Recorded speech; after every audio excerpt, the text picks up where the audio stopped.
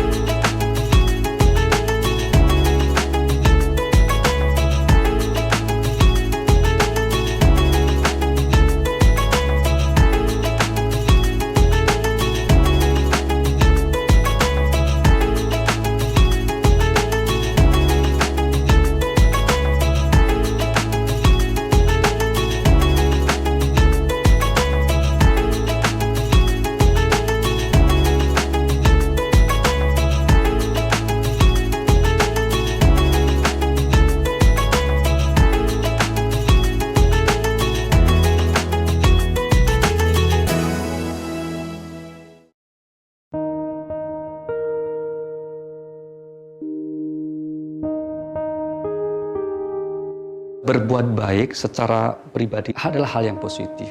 Tapi kalau kemudian kita bisa bersinergi bersama untuk syiar Islam, untuk dakwah, maka kita harus bersama-sama. Harapan kami, teman-teman ustadz semuanya bersedia bergabung untuk apa? Menguatkan dakwah wasatiyah kita demi kemaslahatan bersama.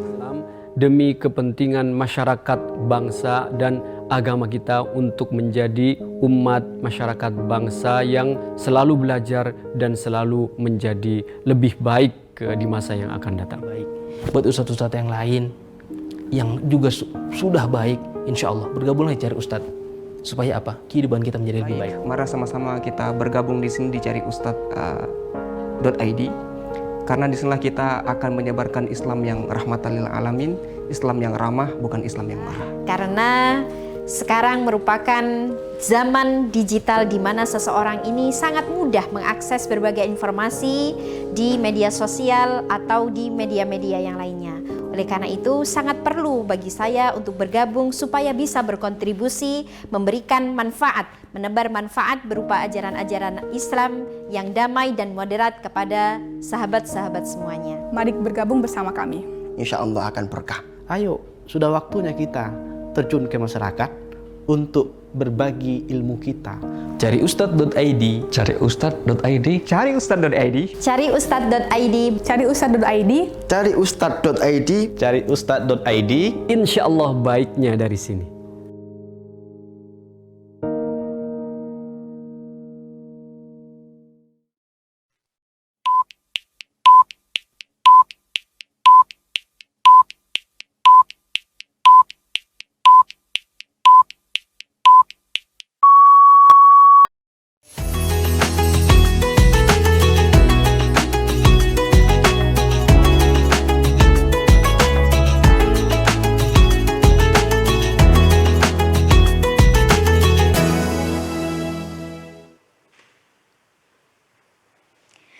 Assalamualaikum warahmatullahi wabarakatuh.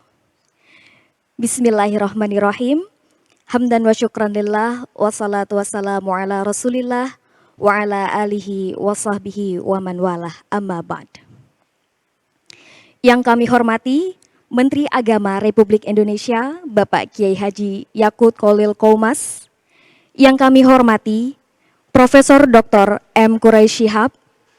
Yang kami hormati Bapak Kiai Haji Ahmad Mustafa Bisri. Yang kami hormati Bapak Kiai Haji Ahmad Bahauddin Nur Salim.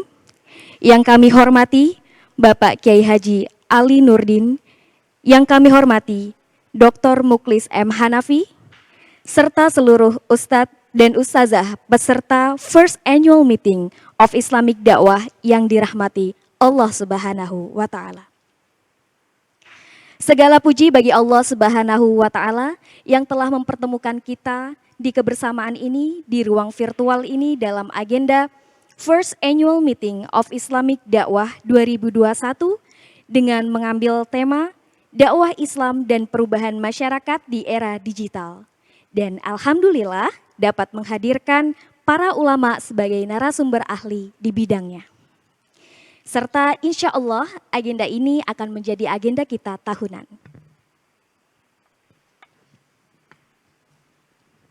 Ustadz dan Ustazah tamu undangan dan seluruh peserta First Annual Meeting of Islamic Dakwah. Agenda ini diinisiasi oleh cariustadz.id berkolaborasi dengan Pusat Studi Quran dan Organisasi Internasional Alumni Al-Azhar Cabang Indonesia serta Majelis Hukama Al-Muslimin Cabang Indonesia. Cariustadz.id hadir sebagai solusi bagi kita semua, masyarakat Indonesia yang membutuhkan narasumber atau ustadz yang kompeten dan berprinsip wasatiyah untuk berbagai macam acara keagamaan tentunya. Serta acara ini menjadi salah satu bentuk upaya cariustadz.id beserta Pusat Studi Al-Quran untuk mewadahi para pendakwah agar memiliki pengalaman dan berdiskusi bersama seluruh narasumber yang hadir hari ini. Baik Ustadz dan Ustazah yang hadir melalui ruang Zoom ini, serta seluruh audiens yang ikut menonton live streaming melalui akun YouTube cariustadz.id serta PSQ Online. Berikut adalah beberapa rangkaian acara kita hari ini. Di antaranya adalah pembukaan, dilanjutkan dengan menyanyikan lagu Indonesia Raya, pembacaan ayat suci Al-Quran, sambutan, pembukaan diskusi oleh Menteri Agama Republik Indonesia, halaqah dakwah dan dai di era digital, penutupan halaqah, serta terakhir adalah diskusi internal cariustadz.id.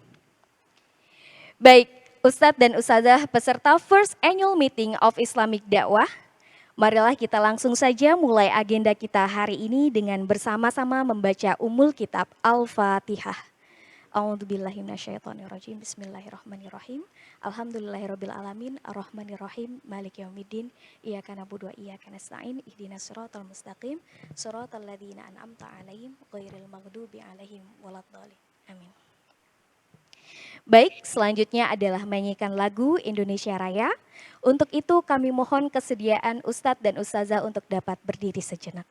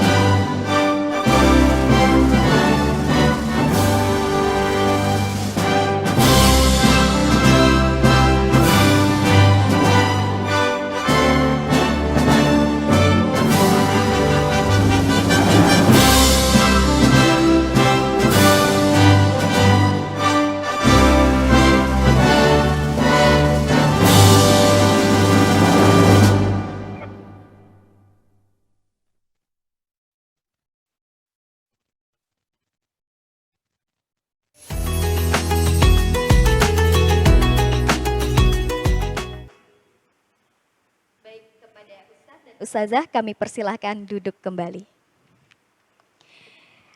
Oke, agar agenda hari ini dapat keberkahan dari Allah Subhanahu wa taala, marilah kita menyimak sejenak lantunan ayat suci Al-Qur'an yang menggunakan 3 qiraat, qiraat Hafiz an Asim, qiraat Qalun an Nafi, qiraat As-Susi an Abi Amr yang akan dilantunkan langsung oleh Ustadz Athaullah. Kepada beliau dipersilahkan.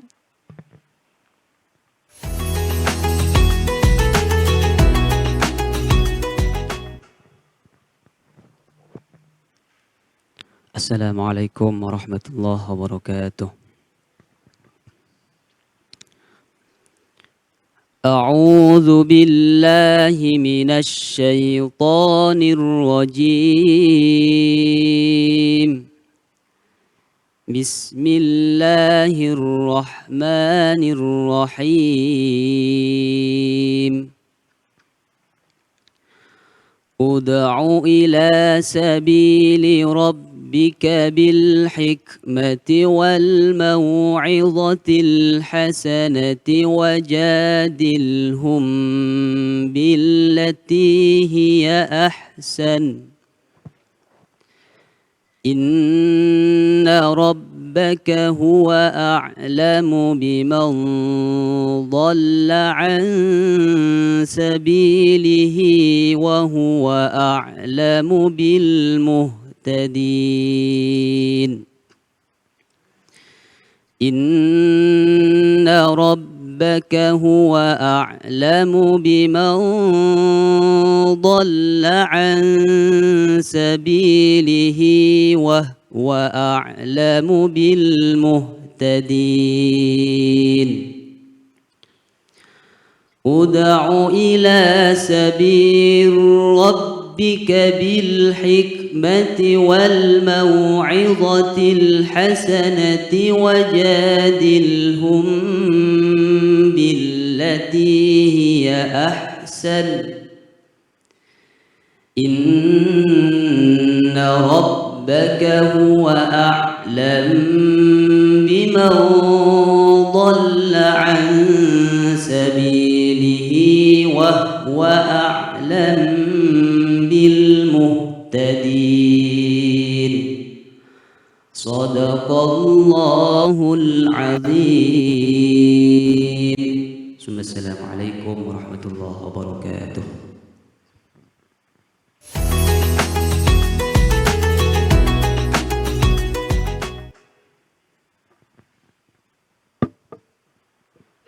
Ustadz dan Ustazah peserta First Annual Meeting of Islamic Dakwah yang dirahmati Allah Subhanahu wa taala.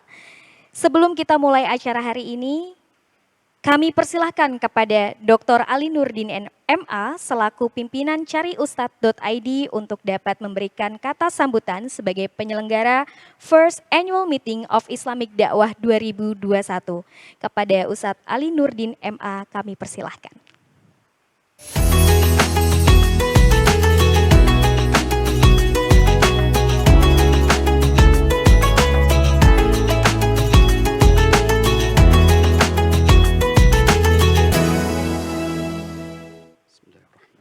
Assalamualaikum warahmatullahi wabarakatuh. Alhamdulillah, assalatu wassalamu ala rasulillah wa ala alihi wa sahbihi mawalah, la hawla wa la quwata illa billah, amma ba'd. Yang terhormat Menteri Agama Republik Indonesia, Bapak Kiai Haji Yakut Khalil Qumas, yang kita muliakan para guru, para narasumber kita yang telah berkenan hadir, Bapak Profesor Dr. Muhammad Quraisy Shihab atau Abi Quraisy, Bapak Kiai Haji Mustafa Bisri, Gusmus, dan juga Bapak Kiai Haji Baharudin Nur Salim, Gus Baha, juga para ustadz dan ustadzah, beserta First Annual Meeting Islamic of Dakwah, dan para pemirsa rahimakumullah. Latar belakang dan tujuan diselenggarakannya AMID 2021 adalah sebagai bentuk komitmen dari cariustad.id bersama Pusat Studi Al-Quran untuk terus menyebarkan pemahaman Islam yang inklusif, menghargai perbedaan, dan menjadi rahmat bagi semua. Salah satu program yang menjadi prioritas Cari Ustadz adalah pelatihan bagi para ustadz dalam upaya peningkatan keterampilan dalam dakwah, pemahaman nilai-nilai Al-Quran, dan pemantapan prinsip wasatiyah. AMID 2021 adalah pertama kali diselenggarakan dan insya Allah akan terus istiqomah dilaksanakan setiap tahun dengan tema utama yang diselaraskan dan disesuaikan dengan dinamika dakwah di masyarakat. Dan tahun ini tema utama kita adalah dakwah Islam dan perubahan masyarakat era digital. Pertimbangan kami mengangkat tema ini adalah bahwa perkembangan budaya digital membutuhkan respon yang konstruktif dari para pendakwah dan juga media dakwah.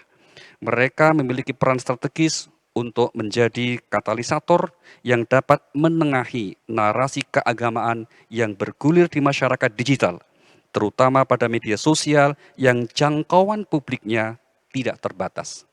Oleh karena itu, annual meeting kali ini kami inisiasi bersama dengan beberapa pihak yang memiliki perhatian yang sama untuk meningkatkan keterampilan para pendakwah di Indonesia khususnya untuk bersiar di dunia digital sehingga mampu membangun kapabilitas dan integritas dalam menempatkan diri sebaik-baiknya sebagai pihak yang dapat memberikan pengaruh terhadap wacana keagamaan yang berkembang di masyarakat. Harapan kami, acara ini dapat memberi manfaat untuk para ustadz dan ustazah khususnya yang telah bergabung bersama kami di cariustadz.id dan bagi yang belum bergabung, dengan tangan terbuka kami mengundang untuk dapat bergabung dan bersinergi dalam rangka menyebarkan Islam yang rahmatan lil alamin di negara kita Indonesia yang kita cintai. Akhirnya, agenda ini dapat terlaksana sebagai hasil kerjasama yang baik dari cariustadz.id dengan berbagai pihak, diantaranya adalah Pusat Studi Al-Quran, Organisasi Internasional Alumni Al-Azhar Cabang Indonesia, dan juga Majelis Hukam Al-Muslimin Indonesia yang memiliki visi dan semangat yang sama untuk menyebarkan nilai-nilai agama yang membawa kemaslahatan bersama. Untuk para mitra kami tersebut, kami menyampaikan terima kasih yang setinggi-tingginya juga kepada semua pihak yang telah bergandengan tangan menyukseskan acara ini. Kami menyadari masih ada kekurangan dalam penyelenggaraan AMID yang pertama ini, untuk itu kami memohon maaf. Makan ketupat dengan sayur nangka lebih enak kalau dimakan bersama. Cari Ustadz wadah kita semua bagi para pendakwah yang bijaksana. Wassalamualaikum warahmatullahi wabarakatuh.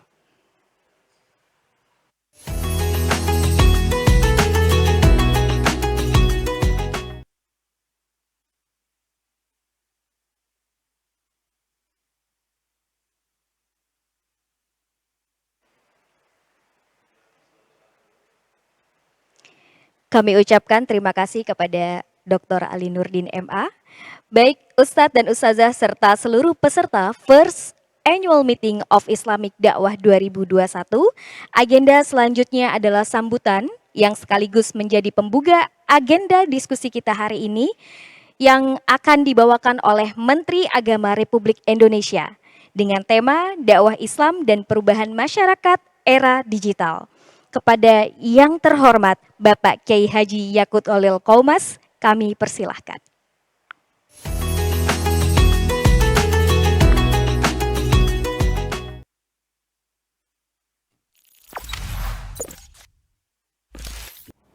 Assalamualaikum warahmatullahi wabarakatuh. Alhamdulillahirabbil alamin wassalatu wassalamu ala asrofil anbiya'i wal mursalin sayyidina wa maulana Muhammadin wa ala alihi wa sahbihi ajma'in amma ba'du. Yang saya hormati pendiri Pusat Studi Al-Quran, Direktur dan seluruh jajaran. Yang saya hormati pimpinan Cari Ustadz dan seluruh jajarannya.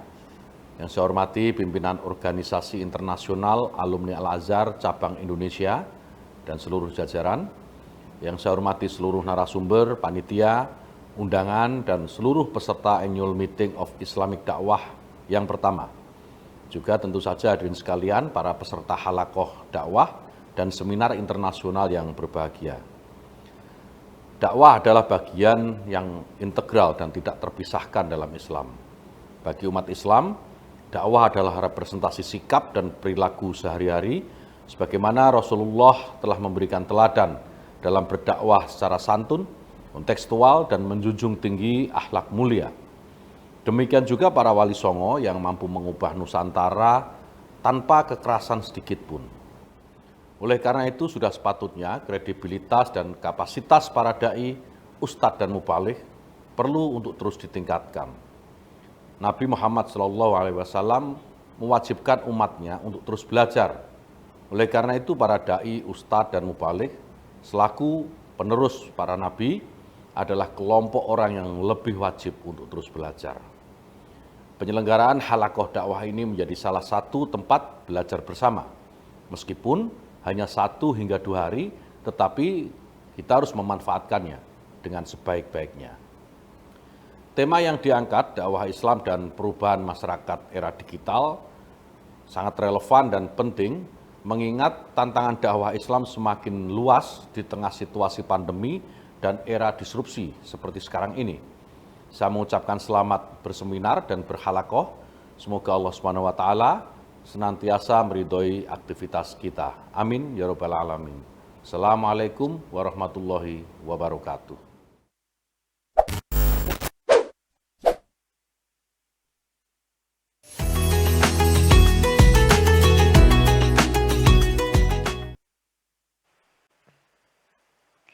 Kami ucapkan terima kasih atas sambutan Bapak Menteri Agama Republik Indonesia yang sekaligus membuka agenda kita hari ini. Baik Ustadz dan Ustazah, serta seluruh peserta halakoh dakwah dan dai di era digital, kini kita akan beralih ke agenda yang dinanti-nanti, yakni rangkaian halakoh dakwah dengan beberapa narasumber. Di antaranya Profesor Dr. M. Quraish Shihab, Kiai Haji Mustafa Bisri, dan Kiai Haji Ahmad Bahauddin Nur Salim Hafizahumullah. Halakoh dakwah kita pagi ini akan dimoderatori oleh Ustadz Saifullah MA. Beliau merupakan salah satu ustadz di cariustadz.id. Beliau adalah alumni dari Fakultas Dirosat Islamiyah UIN Syarif Hidayatullah Jakarta. Dan saat ini beliau sedang mendalami kajian di bidang Al-Quran di Institut Ilmu Al-Quran IIKI Jakarta. Selain itu, beliau juga merupakan salah satu alumni program pendidikan kader mufasir dari Pusat Studi Al-Quran. Untuk itu, acara ini akan segera kami alihkan kepada moderator agar halakoh dakwah dapat segera dimulai. Kepada Ustadz Saifullah MA, kami persilahkan.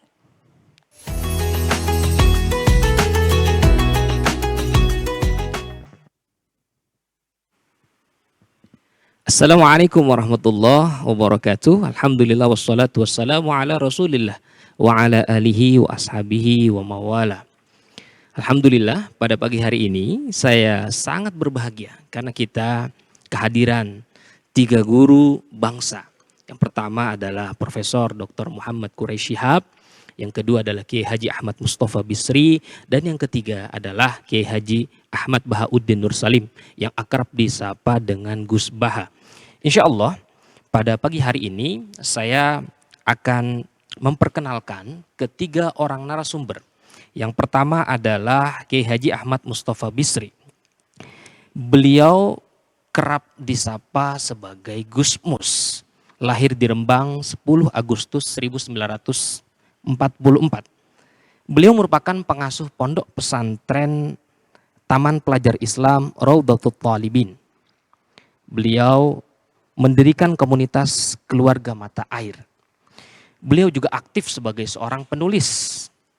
Beliau dikenal sebagai seniman, budayawan, sekaligus ahli sastra. Bahkan terkenal di kancah internasional.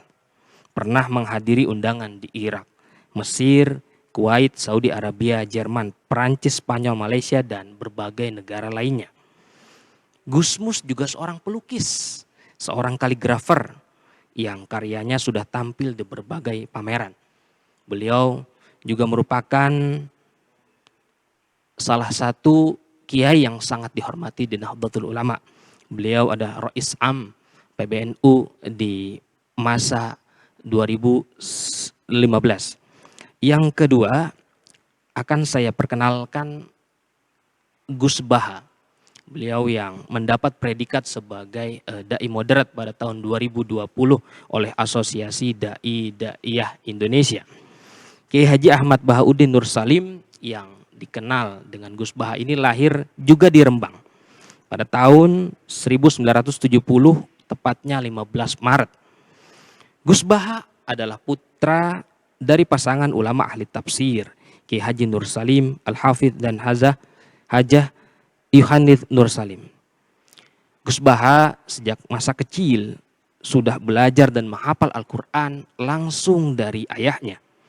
Beliau bukan hanya menghatamkan Al-Quran, tapi juga berbagai kitab hadis lengkap dengan matan, rawi, dan sanadnya. Gus Baha juga dikenal sebagai ulama ahli tafsir asli didikan Nusantara. Beliau satu-satunya ulama yang berlatar pendidikan non-gelar di jajaran Dewan Tafsir Nasional. Beliau saat ini mengasuh pondok pesantren LP3IA dan aktif di Lembaga Tafsir Al-Quran Universitas Islam Indonesia, Yogyakarta. Yang ketiga, guru kita bersama adalah Profesor Dr. Muhammad Quraisy Shihab, MA, yang merupakan pendiri dari Pusat Studi Al-Quran. Beliau lulusan Al-Azhar Kairo, mulai dari tingkat S1 hingga tingkat doktoral. Dan salah satu masterpiece karya beliau adalah tafsir Al-Misbah. Beliau dikenal sebagai mufassir kenamaan di Indonesia, bahkan di Asia. Selanjutnya, saya akan memberikan sedikit gambaran tentang panel diskusi yang amat menarik ini.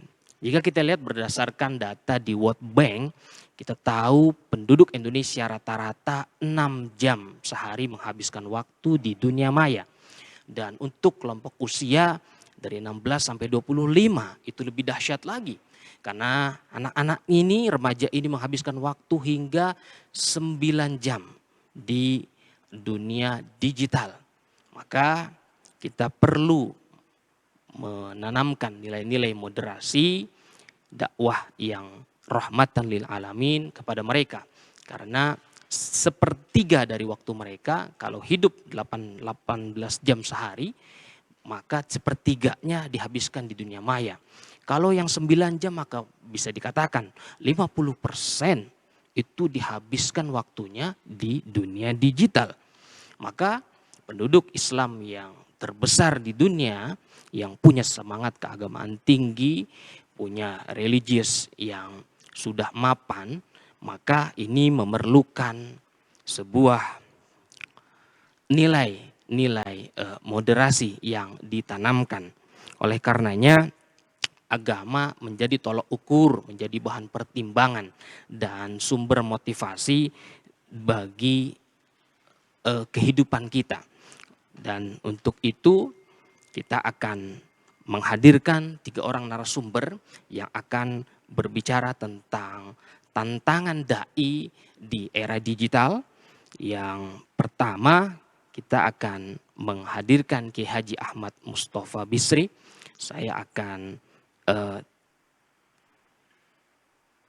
sapa terlebih dahulu. Assalamualaikum Abah Gusmus. Waalaikumsalam warahmatullahi wabarakatuh. Alhamdulillah sudah hadir di Annual Meeting of Islamic Dakwah yang pertama ini, Abah.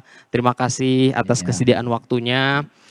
Abah, nanti kami akan mempersilahkan Abah untuk memaparkan tentang dakwah dan dai, kualifikasi dan kapabilitas pendakwah di era digital. Nanti insya Allah 15-20 menit. Untuk itu saya dengan segala hormat, dengan segala ta'zim, kami mohon Abah untuk memberikan pencerahan kami kepada dai dan daiyah, ustadz dan ustadzah. Terima kasih Abah, mohon kesediaannya, silakan. Assalamualaikum warahmatullahi wabarakatuh. Alhamdulillahirabbil alamin wassalatu wassalamu ala asrofil mursalin sayyidina maulana Muhammadin wa ala alihi wa sahbihi ajma'in. Amma ba'd. Hadaratil afadil, sadatil masyayikh wal asatidzah wal ustadzat, wa fil muqaddimah sahibul fadilah Sayyidi Syekh Profesor Quraish Shihab wa Sayyidil Kiai Haji Ahmad Bahauddin Nur Salim, para saudara Menteri Agama, para ustadz, ustazah, dan segenap yang ikut bergabung dalam acara halqah pada hari ini.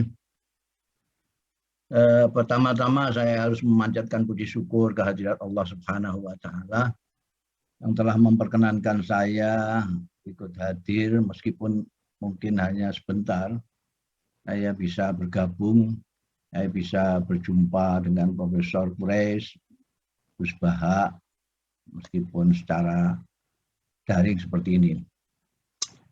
Mudah-mudahan perjumpaan kita pada hari ini mendapat ridho dari Allah Subhanahu wa Ta'ala, manfaat dan barokah.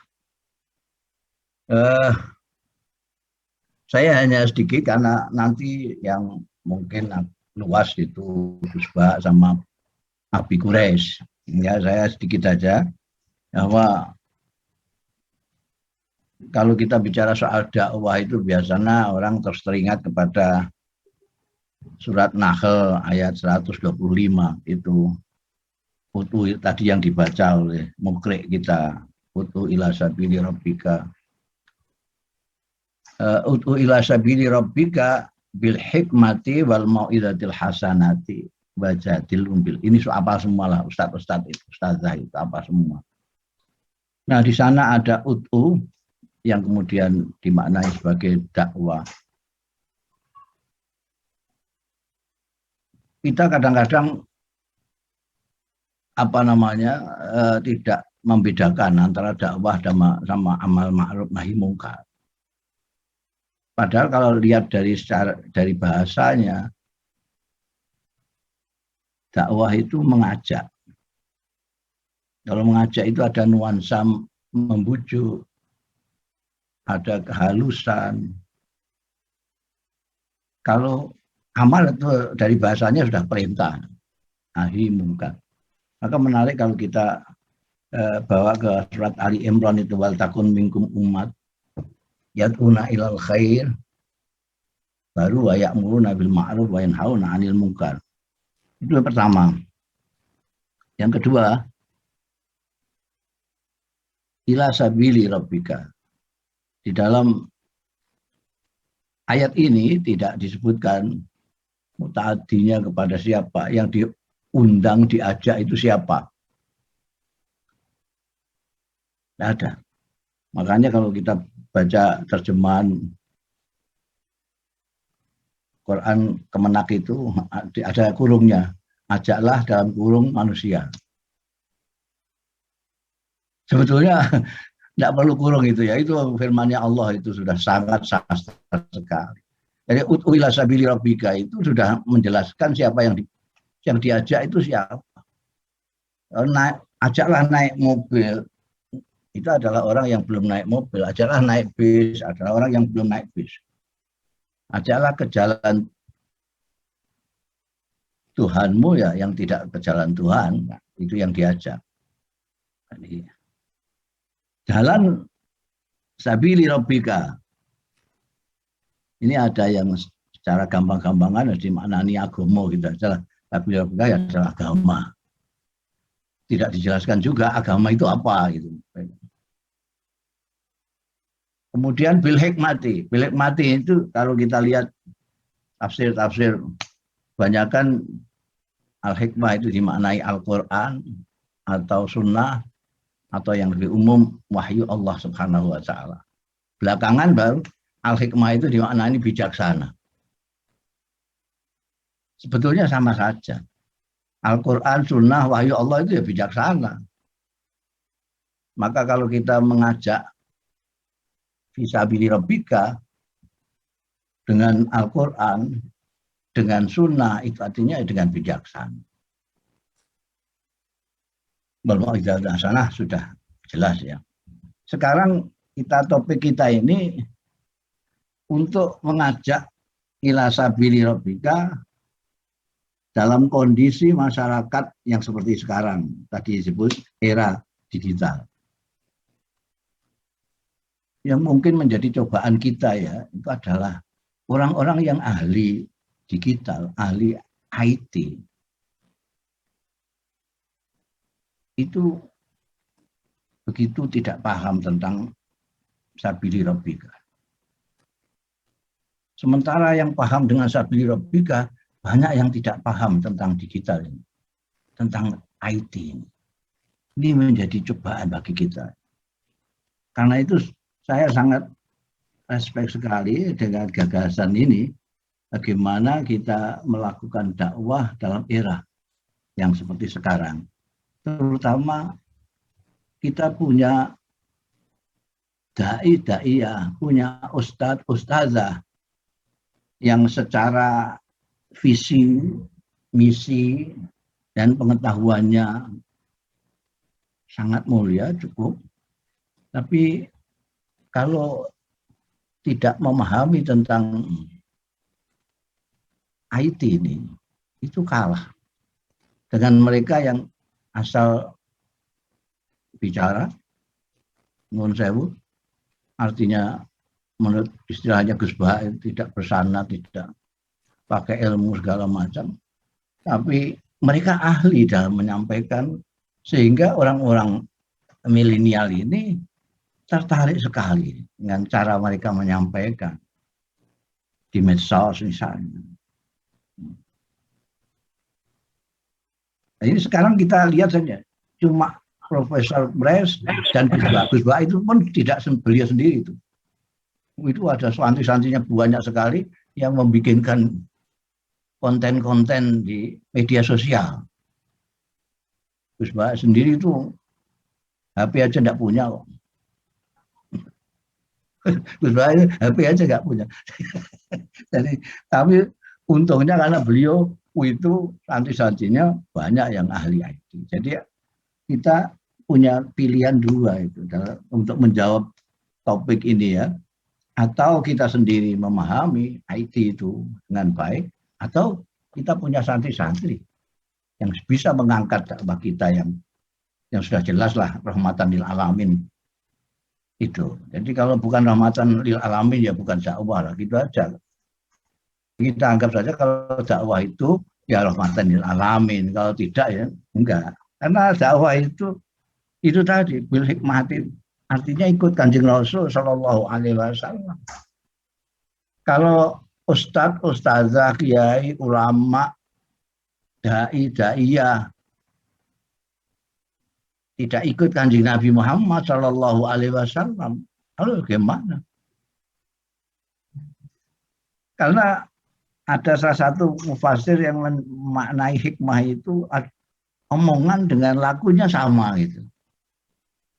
Jadi kalau kita itu omongan kita mulia-mulia, tapi kelakuan kita justru berbalik.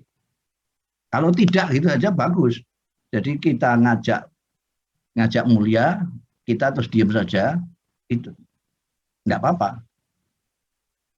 Ini enggak, udah ngajaknya mulia, kelakuannya brengsek. Ibaratnya ngajak ke barat, dia diam saja, tidak kemana-mana, itu udah bagus itu. Sekarang enggak, dia ngajak ke barat, dia sendiri ke timur. Ini yang bikin masalah, memusingkan umat itu di situ.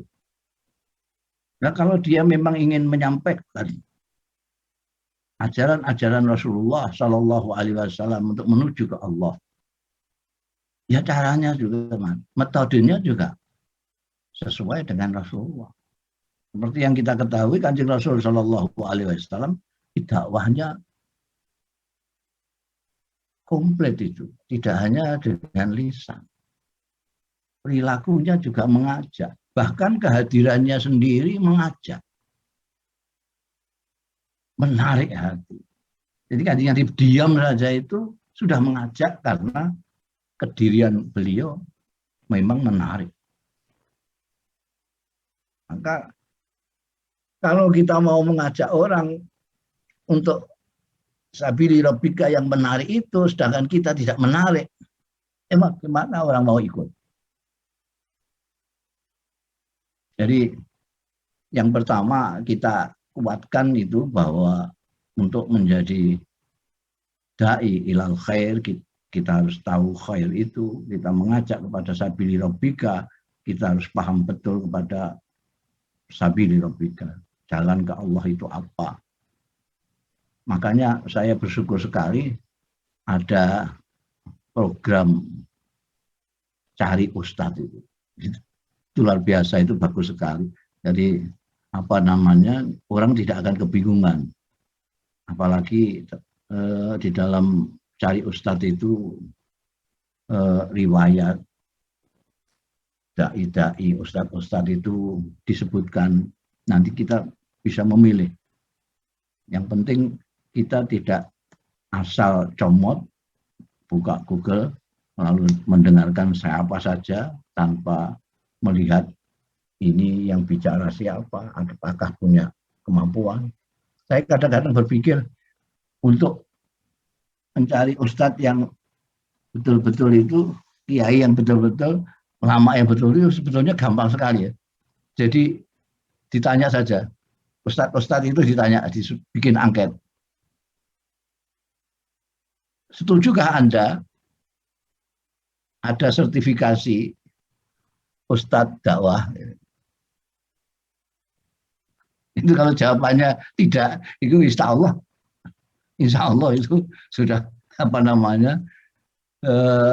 orang-orang yang tidak memenuhi lah. Karena kalau yang memenuhi persyaratan-persyaratan mesti setuju dia, setuju. Daripada semua orang akan menjadi dai, menjadi ustadz, menjadi kiai, dan di masa yang seperti sekarang, era digital ini, itu masyarakat bisa pusing sekali. Apalagi orang milenial ini kan medsos itu kebanyakan untuk menghibur diri. Jadi kalau ada ustadz atau dai-ya, ustazah yang menghibur, dia suka. Jadi isinya nggak jelas, nggak apa-apa. Yang penting menghibur. Nah ini tantangan kita pada era digital sekarang ini. Jadi sekali lagi intinya yang ingin saya sampaikan, karena saya ini juga ditunggu acara, jadi saya ringkas saja bahwa seorang ustadz, ustazah, dai, daiyah dituntut tidak hanya menguasai materi-materi yang akan didakwahkan, tapi sekarang harus juga menguasai IT. Kalau tidak menguasai, punya santri-santri, tim yang mendukungnya, sehingga dakwahnya bisa menyebar di sosmed dan membuat rahmatan lil alamin. Saya kira itu. Nanti kalau Anda ingin puas ya, setelah saya ini ada Gus Baha, ada Profesor Quraish Shihab, Habib Shihab yang saya cintai dan saya rindui. Nah, saya karena ditunggu oleh acara ini, jadi mohon maaf sekali, mohon maaf Habib Quraish, mohon maaf Gus Baha, mohon maaf. Terima kasih Abah Gusmus sudah memberikan materi yang luar biasa, memberikan pencerahan untuk kita semuanya. Ada beberapa catatan yang tadi saya tangkap dari pemaparan guru kita bersama, orang tua kita. Yang pertama adalah dakwah itu mengajak. Dan dalam mengajak itu kita mesti memahami apa itu sabili rabbika. Dan bukan hanya itu, kita dituntut tidak hanya berdakwah secara lisan, tetapi perilaku dan kehadiran kita menjadi dakwah tersendiri, sebagaimana dakwah yang diajarkan oleh Rasulullah SAW. Dan yang menarik adalah dai tidak hanya dituntut untuk menguasai materi konten-konten keagamaan, tapi juga menguasai IT ataupun digital. Dan bagi yang tidak menguasai IT digital. Menarik tadi dari pemaparan Abah Gusmus, yakni kita mesti memiliki tim IT, memiliki grup atau para santri yang mensupport dakwah agar nilai-nilai rahmatan lil alamin bisa dirasakan lebih luas. Baik, terima kasih Abah sudah hadir pada annual meeting of Islamic Dakwah yang pertama. Mohon kesediaannya Gus Baha dan Abi Quraisy untuk kita foto bersama sebelum Abah Gusmus meninggalkan panel diskusi pada pagi hari ini.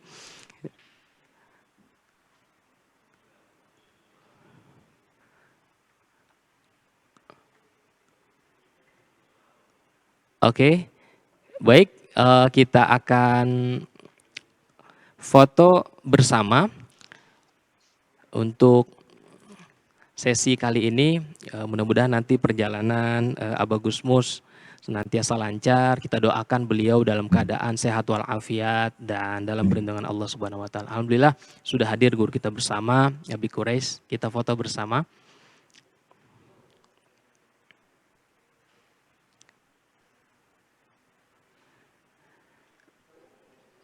Baik, Abah, kami silahkan untuk meninggalkan panel diskusi pada pagi hari ini. Mudah-mudahan lancar Abah perjalanannya, acaranya, Amin, dan amin. semua kegiatannya. Amin. Ya, Selamat terima kasih melanjutkan Abah. diskusi ini. Semuanya, Assalamualaikum warahmatullahi wabarakatuh. Waalaikumsalam warahmatullahi wabarakatuh. Alhamdulillah, materi pertama sudah kita dapatkan, dan materi yang kedua kita akan lanjutkan dengan narasumber yang sudah tidak asing lagi buat kita semua. Beliau adalah Kiai Haji Ahmad Bahauddin Nur Salim yang kita sapa dan akrab disapa dengan Gus Baha. Mudah-mudahan beliau dalam keadaan sehat walafiat. Beliau akan membawakan tema yang sangat menarik terkait dengan tsunami fatwa di ruang digital. Bagaimana sikap kita? Karena terkadang ada dai-dai yang tidak memperhatikan kapasitas dan kemampuannya sehingga mampu mengumbar fatwa. Dan masyarakat di era digital mudah sekali menemukan fatwa-fatwa keagamaan yang beredar luas di media sosial.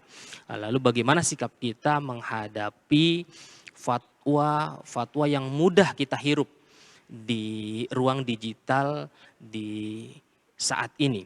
Mudah-mudahan Gus Baha sudah bergabung pada pagi hari ini.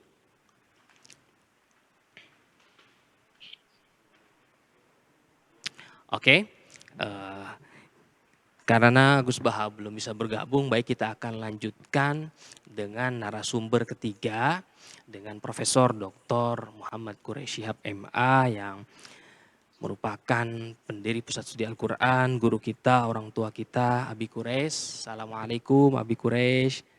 Waalaikumsalam warahmatullahi wabarakatuh. Alhamdulillah, apa kabar Abi? Alhamdulillah, alhamdulillah. Alhamdulillah. Terima kasih Abi sudah bergabung pada acara pagi hari ini. Kami silakan Abi untuk memaparkan materi terkait dengan nilai moderasi dakwah di era digital saat ini. Silakan Abi. Baik, bismillahirrahmanirrahim. Alhamdulillah, wassalatu wassalamu ala rasulillah wa ala alihi wa ashabihi wa man wala. Hadirin sekalian, assalamualaikum warahmatullahi wabarakatuh. Panitia meminta saya berbicara yang judulnya yang disampaikan pada saya itu adalah ulama dan pesan moderasi. Ini dikaitkan dengan tema besar dalam pertemuan kita ini, yaitu dakwah Islam dan perubahan masyarakat di era digital. Saya akan memulai uraian ini sebagaimana biasanya dalam kitab-kitab, buku-buku yang menguraikan suatu persoalan, memulainya dengan menjelaskan pengertian kosakata. Kalau kita membuka Kamus Besar Bahasa Indonesia, kita akan menemukan bahwa ulama itu adalah ahli dalam ilmu agama Islam. Saya garis bawahi kata ahli. Ini dalam bahasa Indonesia. Tetapi, dan itu bentuknya, maknanya tunggal. Tetapi dalam bahasa aslinya, ulama itu bentuk jamak dari alim. Sedangkan alim itu adalah orang yang berpengetahuan. Siapapun yang berpengetahuan dinamai alim dari segi bahasa. Baik dia ahli maupun bukan ahli. Bahkan kalau kita merujuk kepada penggunaan Al-Quran, ulama itu termasuk orang-orang yang memiliki pengetahuan tentang alam raya, bukan hanya ilmu agama. Apalagi ilmu agama Islam. Di sisi lain, Al-Quran membedakan antara kata ulama dan alimun. Alimun itu juga bentuk jamak dari alim, tetapi itu adalah orang-orang yang ahli dalam bidangnya. Pakar. Sedangkan ulama adalah gabungan dari orang-orang yang tidak harus ahli. Jadi kita semua ini bisa masuk dalam bagian ulama, walaupun pengetahuan kita terbatas. Tetapi kita bukan atau belum sampai pada tingkat kalau kita bergabung dengan ahli-ahli yang lain yang dinamai alimun.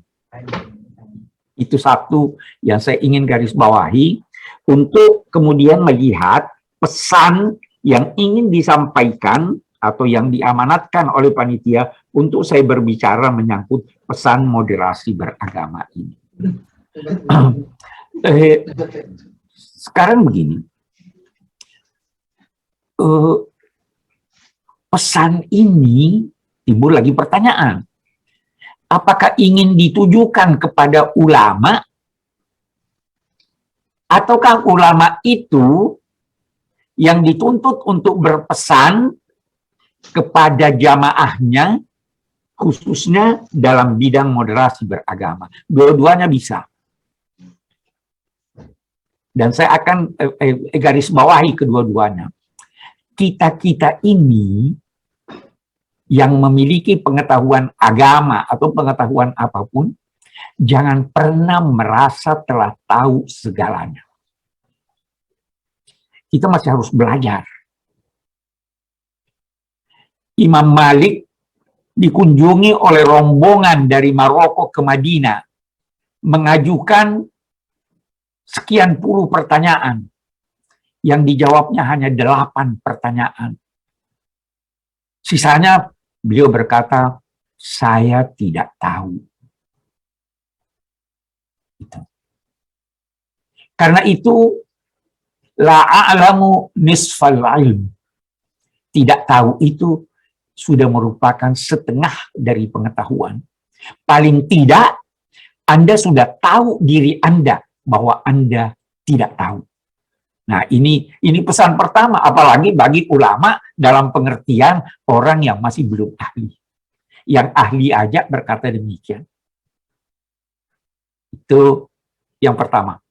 Selanjutnya, di era digital ini, siapapun, orang biasa atau ulama atau alimun, itu dihidangkan kepadanya banyak sekali informasi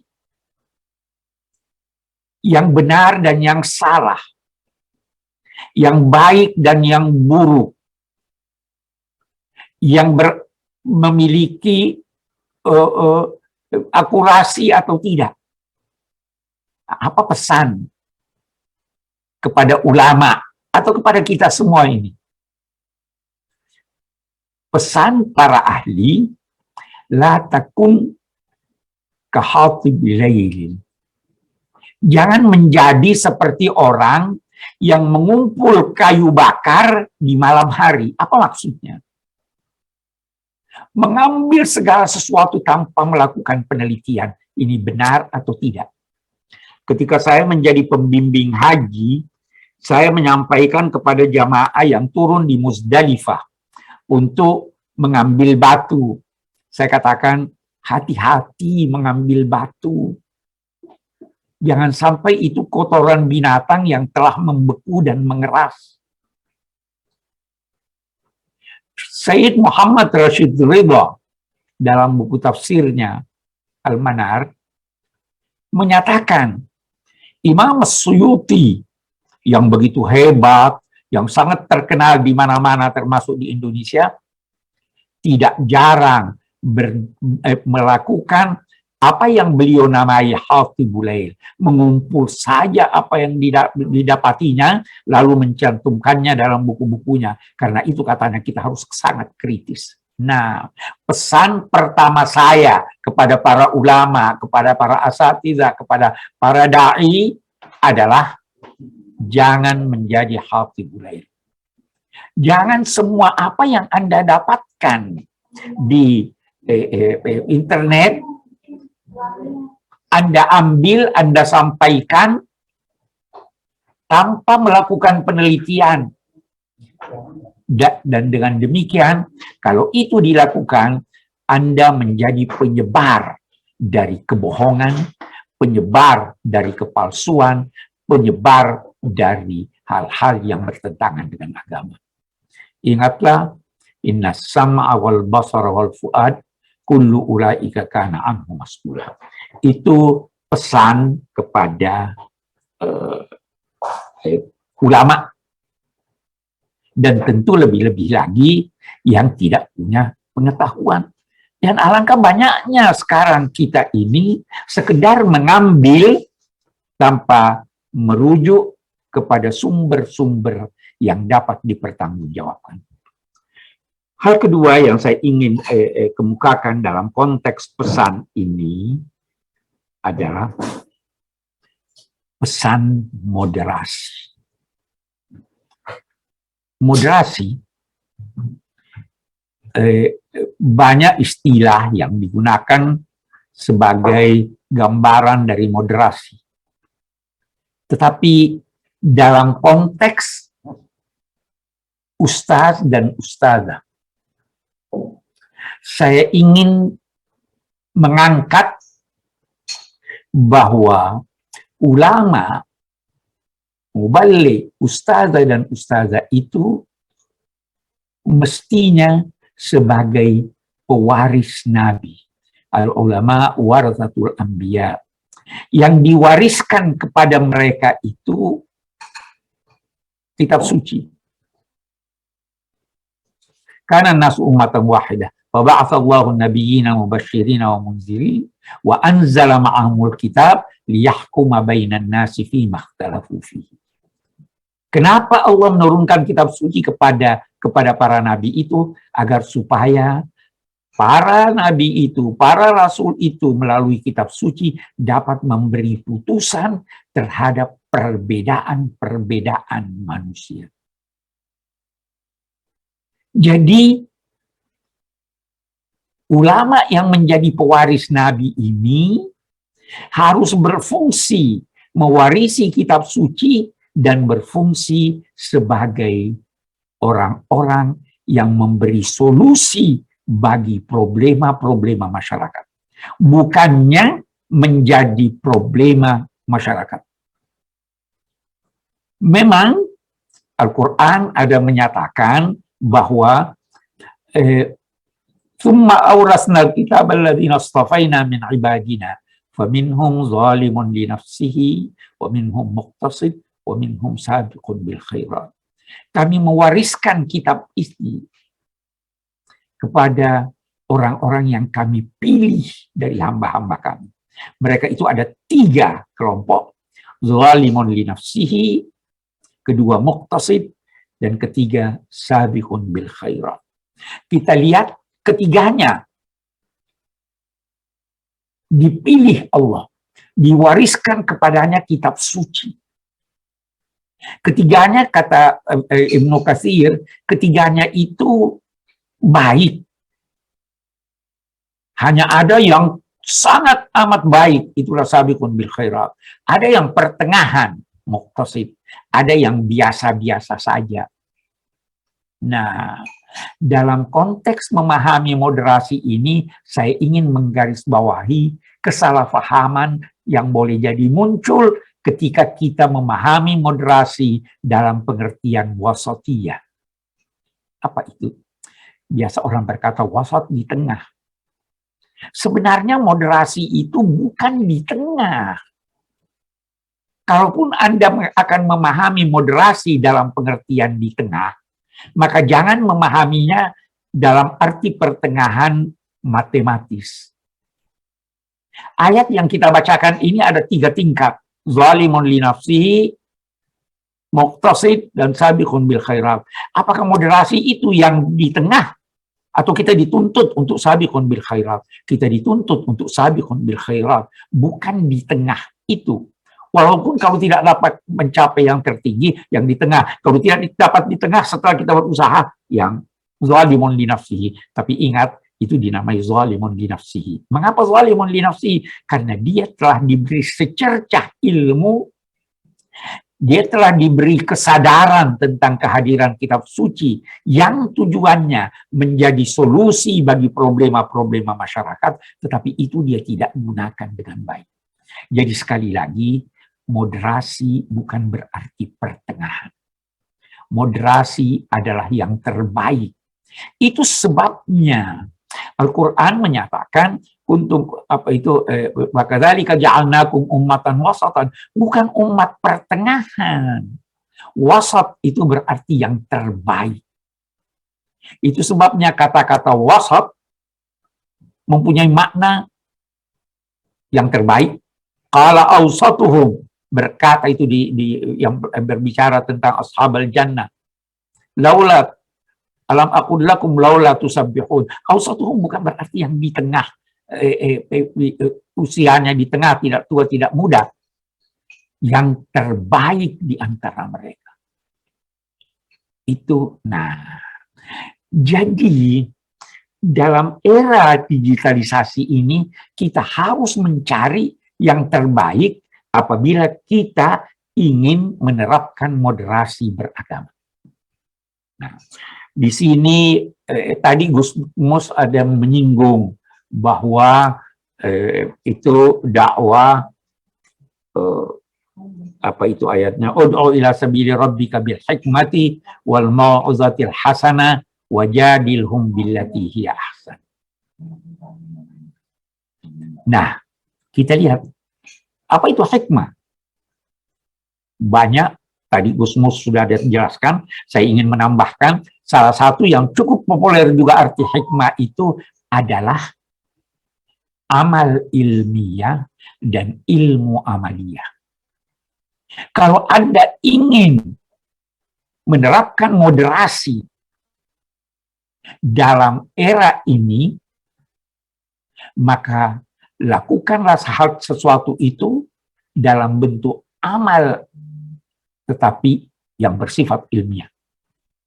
Dan raihlah ilmu yang bersifat amaliyah. Itu hikmah. Jadi berbeda hikmah dengan ilmu. Hikmah itu bukan sekedar pengetahuan, tetapi dia pengetahuan plus. Memang dalam konteks menerapkan moderasi, kita tidak hanya membutuhkan ilmu. Kita membutuhkan pengamalan ilmu itu, kita membutuhkan agar supaya apa yang kita jelaskan itu bisa diamalkan. Kalau tidak bisa diamalkan, itu bukan hikmah. Harus yang bisa diamalkan. Dan salah satu yang menjadikan sesuatu itu bisa diamalkan kalau itu sesuai dengan perkembangan masyarakat. Tetapi tidak bertentangan dengan nilai-nilai agama.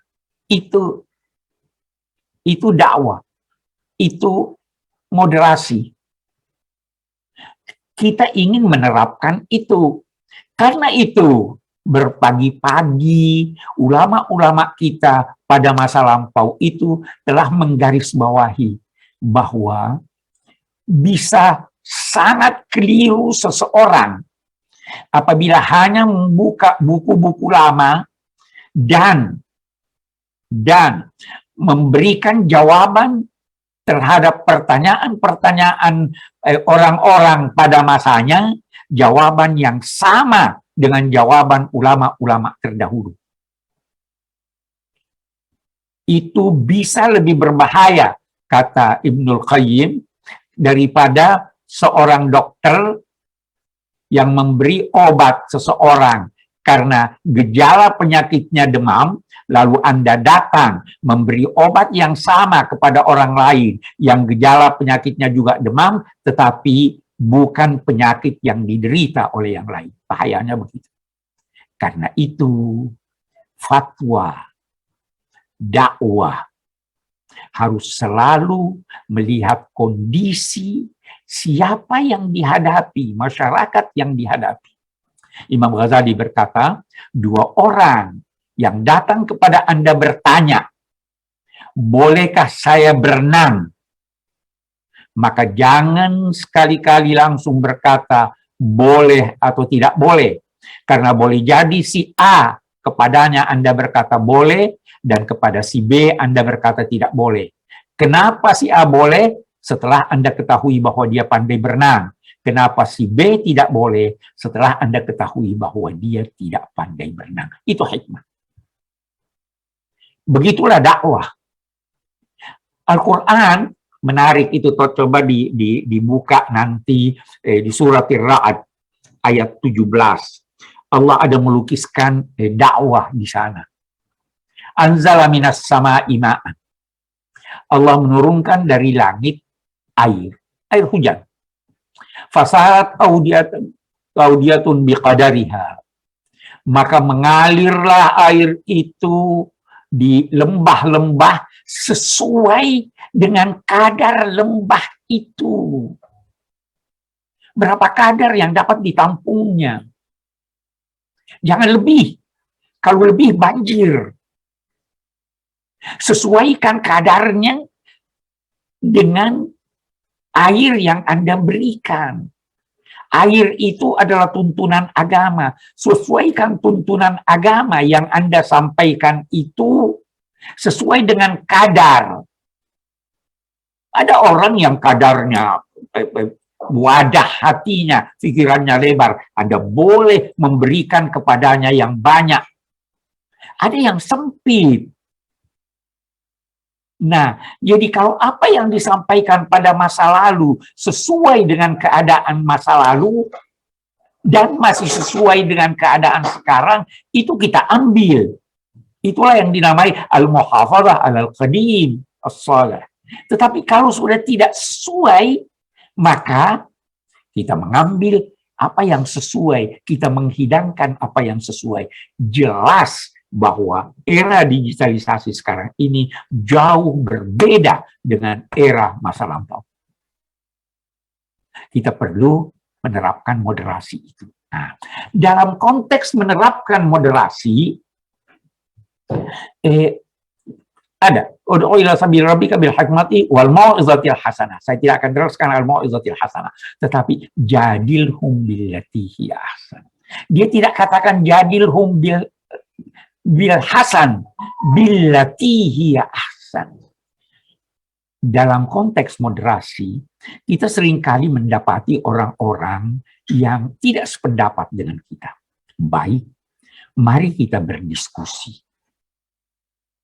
Salah satu ciri orang yang memiliki sikap moderasi itu adalah bersedia mendiskusikan pendapatnya dengan pihak lain. Dan tidak peduli Setelah berdiskusi, siapa yang menemukan kebenaran? Imam Syafi'i berkata, setiap saya berdiskusi, saya tidak pernah peduli apakah kebenaran yang saya anut ataukah kebenaran orang lain yang saya temukan lebih benar. Dan karena ketika itu, saya akan mengikuti itu. Al-Quran tidak hanya mengajarkan seperti pengajaran yang lumrah kita dengar, ra'yuna shawab yahtamilul khata' wa ghairina khata' yahtamilus shawab. Pendapat kami benar, tapi boleh jadi salah. Dan pendapat Anda salah, tapi boleh jadi benar. Tidak begitu yang diajarkan oleh Al-Quran. Tapi yang diajarkannya, qul inna au iyyakum la'ala hudan au fi dhalalim mubin. Boleh jadi saya yang benar, boleh jadi saya yang salah, boleh jadi juga Anda yang benar, dan boleh jadi juga Anda yang salah. Kita tidak menuduh yang lain bahwa Anda salah. Kita tidak menuduh yang tidak sependapat dan seagama dengan kita dengan bahwa Anda salah, tetapi dalam keyakinan kita bahwa kita benar, tapi ketika kita hidup di dalam masyarakat yang berbeda dengan kita, mari kita saling bekerja sama tanpa tuding-menuding, tanpa menyatakan yang non-muslim itu kafir. Saya ingin saudara-saudara baca tafsir Fakhrul Razi. Di sana beliau menjelaskan mengapa Allah berfirman, "Qul ya ayyuhal kafirun." Mengapa harus ada qul? Antara lain dikatakannya bahwa Nabi Muhammad sebenarnya tabiatnya, perasaannya, perangainya enggan menuduh non-muslim itu sebagai kafir. Tapi Allah yang perintahkan, seakan-akan Allah menyatakan, bukan, sampaikan pada mereka bahwa saya tidak akan mengucapkan kata kafir ini untuk kalian, tetapi ini adalah perintah Allah kepadaku untuk kusampaikan khusus terhadap kamu. Itulah penerapan moderasi. Nah, jadilhum billati hiya ahsan. Tetapi ada orang-orang yang enggan menerima moderasi, sehingga enggan berdiskusi. Kalau enggan berdiskusi, tidak usah berdiskusi dengan mereka. Bahkan ada pesan orang-orang bijak yang menyatakan bahwa kalau seandainya Anda dapat mengalahkan mitra diskusi Anda dengan argumentasinya, tetapi Anda tidak dapat mengalahkan kepala batunya, maka tidak usah berdiskusi dengan dia. Mengapa? Karena idza khatabahumul jahiluna qalu salama. Apabila diajak berbicara, disapa oleh orang-orang yang jahil, mereka itu meninggalkan mereka sambil berkata, salama, saya cari kedamaian. Itu sebagian dari makna moderasi yang merupakan pesan-pesan orang-orang bijak terhadap setiap orang. Moderasi ini mutlak. Karena ajaran Islam itu adalah moderat. Kadzalika ja'alnakum ummatan wasatan. Sekian banyak ayat yang berbicara tentang moderasi. Wala tajhar bi salatika wa la tukhafit biha. La taj'al yadaka maghlulatan ila unuqik wa la tabsutha kullal bast. Nah, moderasi ini kita ingin terapkan. Moderasi ini ciri ajaran Islam. Kenapa? Karena moderasi itu adalah keseimbangan. Keseimbangan. Moderasi itu digambarkan sebagai neraca. Kalau ada berlebih di sini, Anda kurangi. Isi di sayap timbangan yang kanan. Kalau yang kanan kurang berlebih, ambil, isi dan dengan demikian, ketika Anda melaksanakan moderasi, Anda perlu melihat timbangan itu Mata Anda harus tertuju kepada keduanya. Mata Anda harus terbuka. Bukan tertutup. Harus Anda lihat dua-duanya. Baru menetapkan apa yang paling sesuai. Kalau Anda tidak melihat, Anda tidak bisa tahu mana moderasi itu. Kalau Anda tidak tahu bahwa ada 10 orang, bahwa berapa banyak orang di depan Anda tidak bisa mengetahui siapa yang di tengah. Anda harus tahu. Sehingga kalau Anda tahu jumlahnya 5, Anda bisa menentukan bahwa yang ketiga itulah yang di tengah. Tapi kalau jumlahnya 7, di mana yang di tengah? Jadi moderasi memerlukan pengetahuan dan penerapannya memerlukan hikmah. Ud'u ila sabili rabbika bil hikmah. Memerlukan kehati-hatian. Jangan sampai berlebih, jangan sampai berkurang. Wailun lil mutaffifin alladzina idza qalu 'alan nasi yastawfun wa idza qaluhum aw wazanuhum yukhsirun. Itu moderasi. Dan memerlukan emosi yang stabil. Jangan terbawa emosi sehingga marah-marah, sehingga meledak-ledak. Jangan juga terbawa emosi sehingga sepanjang uraian canda. Tidak. Gabunglah keduanya secara wajar, tetapi sesuaikan dakwah Anda, sesuaikan uraian Anda, sesuaikan fatwa Anda dengan sasaran yang Anda hadapi. Itu sebabnya, wallahu a'lam, Rasul waktu diangkat menjadi nabi, diperintahkan pertama kali untuk iqra, bacalah. Tanpa menentukan apa yang dibaca. Baca segalanya yang dapat dibaca. Nanti setelah sekian bulan atau sekian waktu, baru beliau ditugaskan untuk berdakwah. Ya ayyuhal muddatsir, qum fa'anzir. Baru dibekali dengan bekal-bekal mental.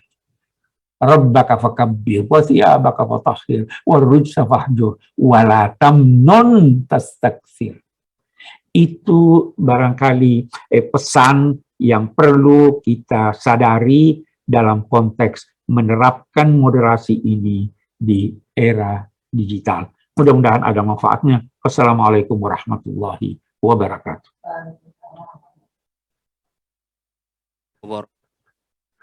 Prof. Quraisy, Abi Quraisy yang mudah-mudahan senantiasa Allah melimpahkan kesehatan.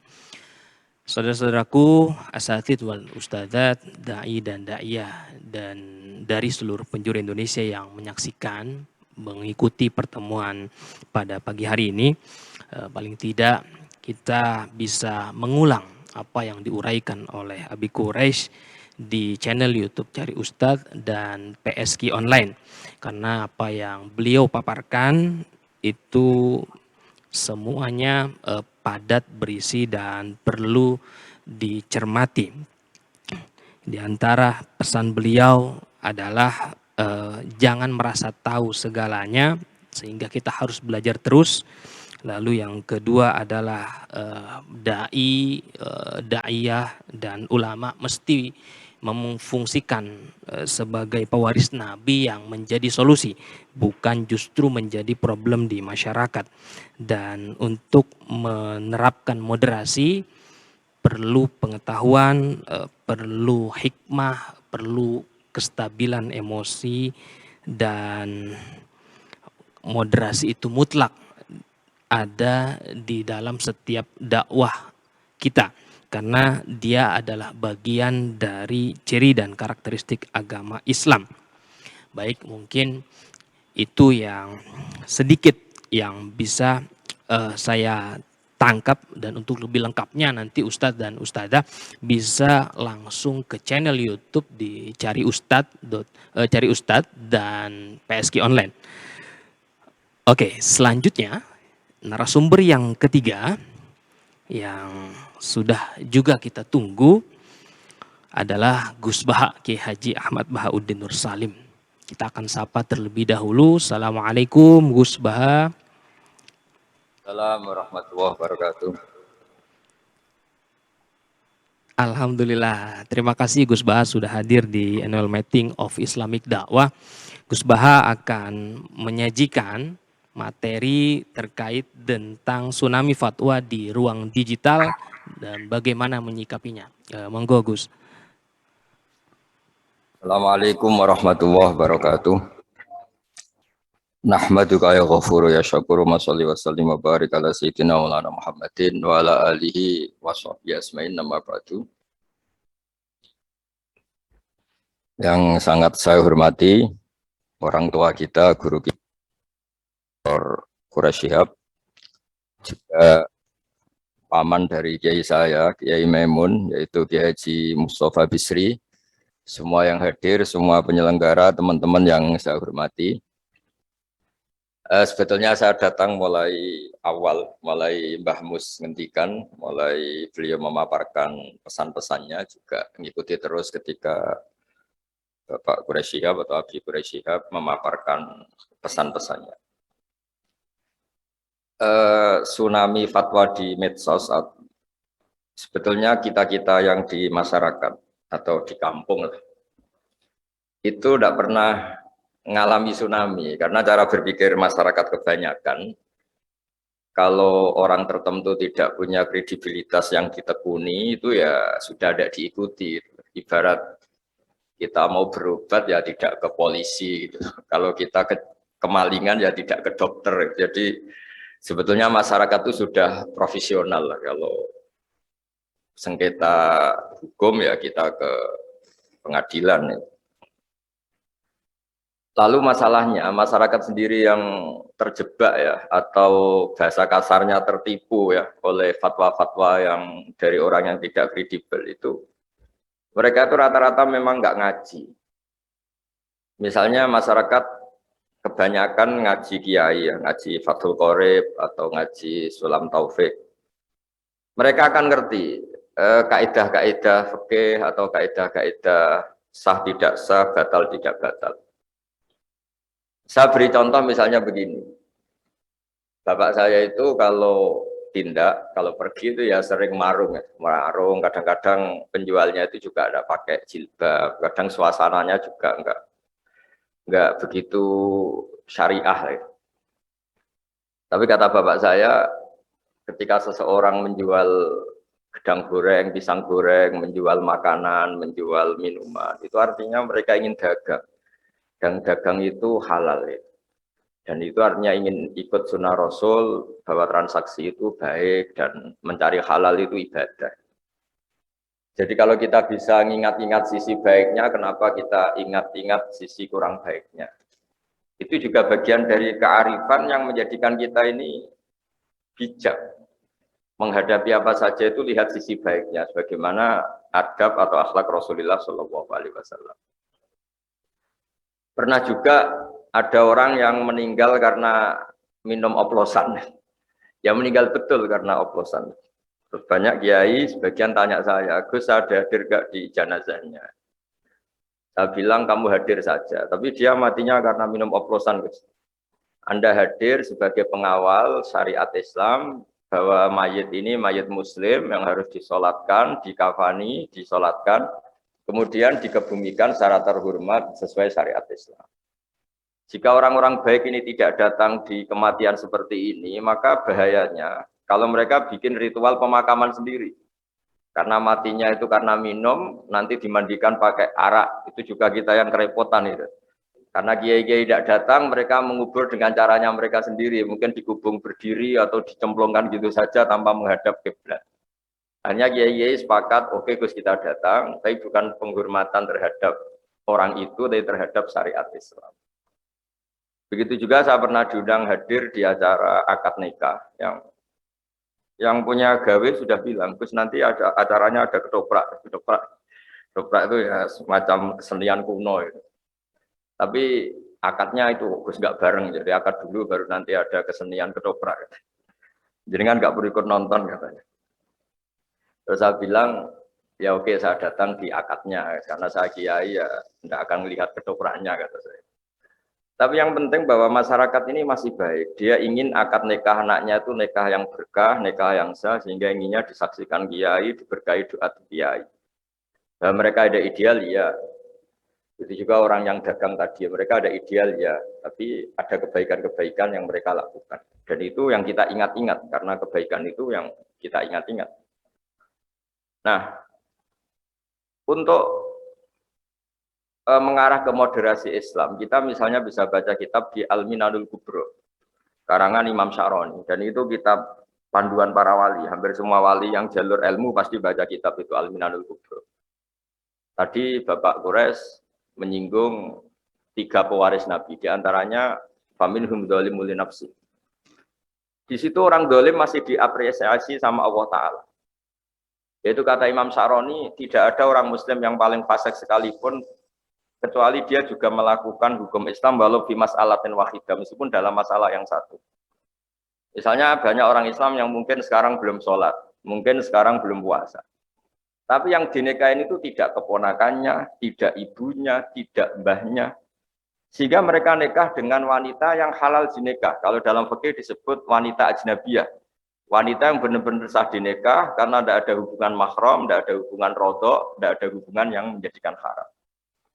Sehingga mereka masih punya poin bahwa mereka nakahu binikahin sahih. Mereka menikah dengan nikah yang sah. Artinya apa? Orang yang kita kira fasik permanen atau fasik statusnya, ternyata ada hukum Islam yang mereka lakukan, yaitu mereka nikah dengan perempuan yang sah dinikah. Dan ketika nikah juga sah karena dinikahkan walinya atau KUA atau dengan persyarat-persyarat yang menjadikan sah. Jika kata zalim yang disematkan pada pewaris-pewaris kitab suci itu seperti yang dikatakan Profesor Quraisy tadi, tidak seperti yang kita bayangkan. Banyak juga misalnya ada cerita tasdek, tentang membenarkan Nabi. Dulu itu ada orang sering minum. Bawaannya orang senang Nabi itu meskipun dia mabuk, sukanya itu deket-deket Nabi. Sehingga kalau mabuk ya deket-deket masjid.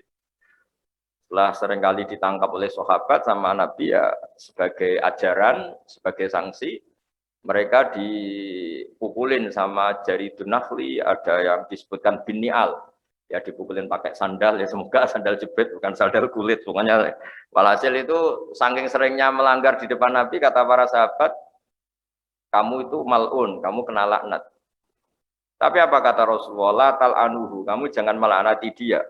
Fa innahu yuhibbu wa rasulah. Meskipun dia sering salah, tapi masih mencintai Allah dan Rasul. Artinya orang-orang sefasik ini pun kalau disuruh pindah agama juga gak mau. Disuruh ngidolakan selain Rasulullah juga gak mau. Disuruh jauh-jauh dari masjid ya gak mau. Nah, sisi-sisi seperti ini yang dalam tradisi orang tua kita, guru-guru kita, tradisi Mbah Mus, tradisi Bapak Quraisy, tradisi orang-orang kita, itu menghormati sisi positif tadi disebut, meskipun disebut familum dzalimun li nafsi. Maka kata Imam Sya'roni, tidak ada orang Muslim apapun fasiknya kecuali dia minal amilina li ilmihim. Dia termasuk yang mengamalkan ilmunya, yaitu disebut walau bi mas'alatin wahidah, meskipun dalam satu masalah. Dalam satu masalah misalnya tadi ada orang Islam yang tidak sholat. Dia kalau ditanya, tidak sholat itu baik apa enggak? Ya dia jawab enggak baik. Kalau ketemu orang yang sholat ya hormat. Artinya dia nganggep institusi kesalian itu sholat. Dan dia salah karena tidak sholat. Belum meyakini salah itu sudah bagian dari kebaikan. Karena artinya apa? Yang salah diyakini salah, yang benar diyakini benar. Dan diantara agama ini mengharuskan tasdiquma yusdak. Yang harus dibenarkan, dan yang harus dibohongkan. Kalau dia ditanya, kenapa kamu tidak sholat? Ya belum dapat hidayah, tapi saya hormat sama yang sholat. Paling tidak dia tasdiqu ijabi sholat, dia membenarkan kalau sholat itu wajib. Dan bahaya betul kalau dia meyakini kalau sholat itu tidak wajib. Itu yang ranah yang ekstrim, yang dianggap salah. Betul. Nah begitu seterusnya. Jadi kalau kita punya kearifan membaca, kearifan dengan fikih-fikih dasar, insya Allah gelombang fatwa yang atau tsunami tadi tidak punya akibat apa-apa. Kalau di daerah kami di Rembang misalnya, orang ngaji keluarga besar Mbah Maimun, ngaji keluarga besar Ki Mustafa, ngaji keluarga besar Bilasem. Orang nyaman saja dengan kiai-kiai. Dan mereka kalau baca medsos itu kayak hiburan. Malah kalau bapak saya dulu kalau dengerin orang-orang ceramah yang tidak berkompeten, tidak ahli, kata bapak itu kok tambah goblok kata bapak. Kalau dengar ini kok tambah goblok kata bapak. Karena beliau hafal Quran dan beliau banyak baca sehingga ya dianggap hiburan saja. Berikutnya saya beri beberapa contoh, ini saya bawa beberapa supaya fatwa yang berseliweran itu kalau misalnya kita mengkaji peristiwa-peristiwa penting, misalnya ini yang diceritakan Imam Syafi'i, karena fikih itu yang saya tekuni juga yang saya pelajari terus-menerus. Saya sedikit cerita begini misalnya. Pengkaji Quran, kan ini untuk para ustadz, untuk para kiai. Pengkaji Quran pertama di era sahabat itu pasti bingung, karena bingungnya itu ada sekian ayat yang dalam objek yang sama. Misalnya orang yang ditinggal mati suaminya itu iddahnya 4 bulan 10 hari. Oke, itu satu ayat yang ketentuan umum, yang ditinggal suaminya pokoknya iddahnya 4 bulan 10 hari. Kemudian yang ditalak itu iddahnya 3 kali masa suci.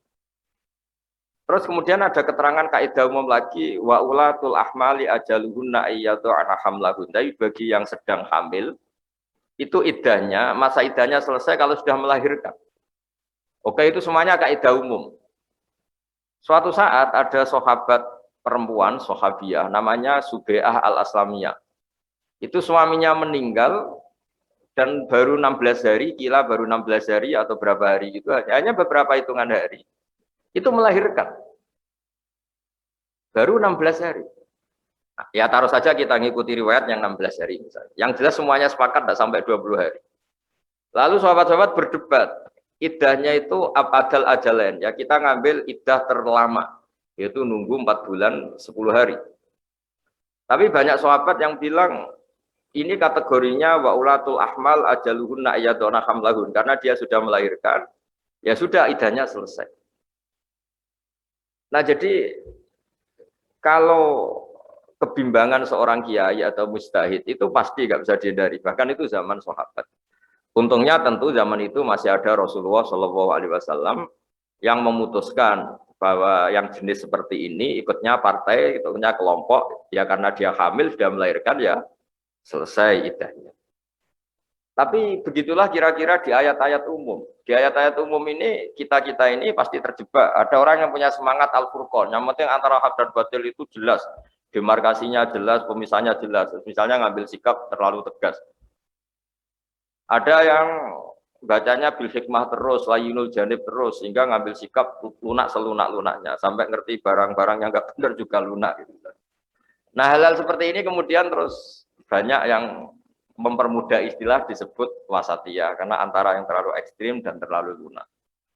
Ya apapun istilah-istilah itu, sebagaimana dikatakan Pak Quraisy bahwa wasatiyah atau ausat itu memang maknanya itu yang terbaik. Seperti tadi di surat qala ausatuhum alla faqul lakum laula tusabbihun. Dan kalau kita baca manaqibu Rasulillah atau fadailu Rasulillah, nasab Nabi juga disebut ausatul arabi nasaban. Jadi Nabi itu nasab terbaik itu juga redaksinya ausatul arabi nasaban.